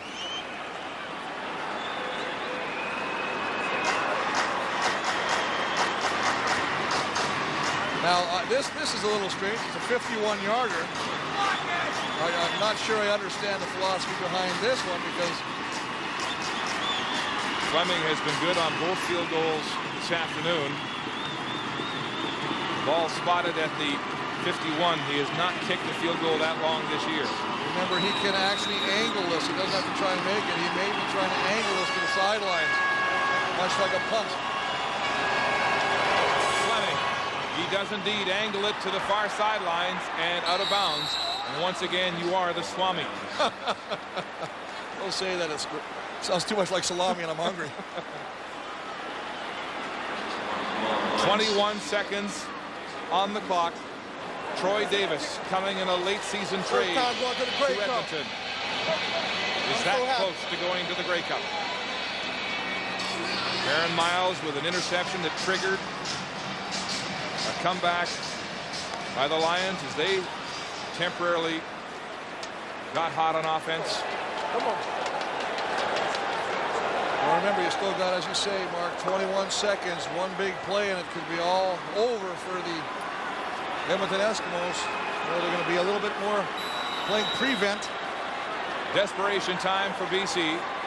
Eskimos in a prevent defense. Printers throwing. It's complete to Claremont. He won't get out of bounds. He'll have a first down at the 35-yard line. 14 seconds on the clock. And they'll go with the hurry-up offense as Casey Printers is barking out his signals right now, directing the receivers, telling them which side of the football field to line up on. Time for 2, maybe 3 plays. 14 seconds on the clock. Play whistled in. Printers back to pass. Time. Throwing downfield for Myers. 3 DBs there. Incomplete, but a flag. A flag with 6 seconds to go. Yeah, You gotta love the aggressiveness of Casey Critters going down. Triple coverage. There's 3 defenders here. He's going for it all. Over the top, Kelly Wiltshire. But it's the guy underneath, Donnie Brady, number 26, who's going to get called as he... And there's no problem with that call. That's a great call as he basically dives over the intended receiver before he has a chance to catch the ball. Oh, tension here. Fans standing at BC Place. 6 seconds on the clock. A chance to go to the end zone here. A 63-yard gain on that interference call. Printers back to pass. Clock ticking. Throwing for the end zone for Simon. And he was held up on the play looking for a flag. There is not one. And the gun sounds. The game is over. And the Edmonton Eskimos prevail. 28-23. And for the 3rd time in 4 years, Edmonton will face Montreal in the Grey Cup. Well, Simon tries to come to the inside. Garrett does not allow him to come to the inside. He has to redirect the route to the outside. Wants the interference call, doesn't get it. Actually quits on the play thinking the flag will be thrown. It's not. Season's over. 2 friends, Ricky Ray and Jason Moss, combine here today like they did 1 week ago to win their 2nd road playoff game. And the Eskimos are going back to the Grey Cup. Here's Elliot. Thank you, Mark. I'm with the best relief pitcher now north of Mariano Rivera. 2nd week in a row. You know, when you look at it, is it any different this week as opposed to last week? Not really. Guys had to step up and make plays. Wasn't real happy that I had to go in. I would have preferred us to stick with Ricky and fucking get the job done. But had to go in and just told the guys, you guys got to make plays. That's the bottom line. I'm tired of doing it. Let's go in there and let's do it together. And it was just an awesome feeling to get it done. You know, you sense that the team gets a bit of a lift when you come in because the 2nd straight week right away, it's been really different. These guys know there's blood, sweat, and tears from 6 years here in Edmonton. I give everything I have to this organization. And guys respect that and want to play, and I'm glad they play hard for me. But this was a team victory. It wasn't just about me. You know, I have a feeling I know what the answer to this question is going to be, but I got to ask it anyway. Would you hope to start next week in the Grey Cup? Let's put it this way. I want to play really bad in the Grey Cup, but I'll support Danny's decision one way or the other. All right, thank you, Jason. Congratulations again. Thank you. All right, now Danny Machocha is on my other side.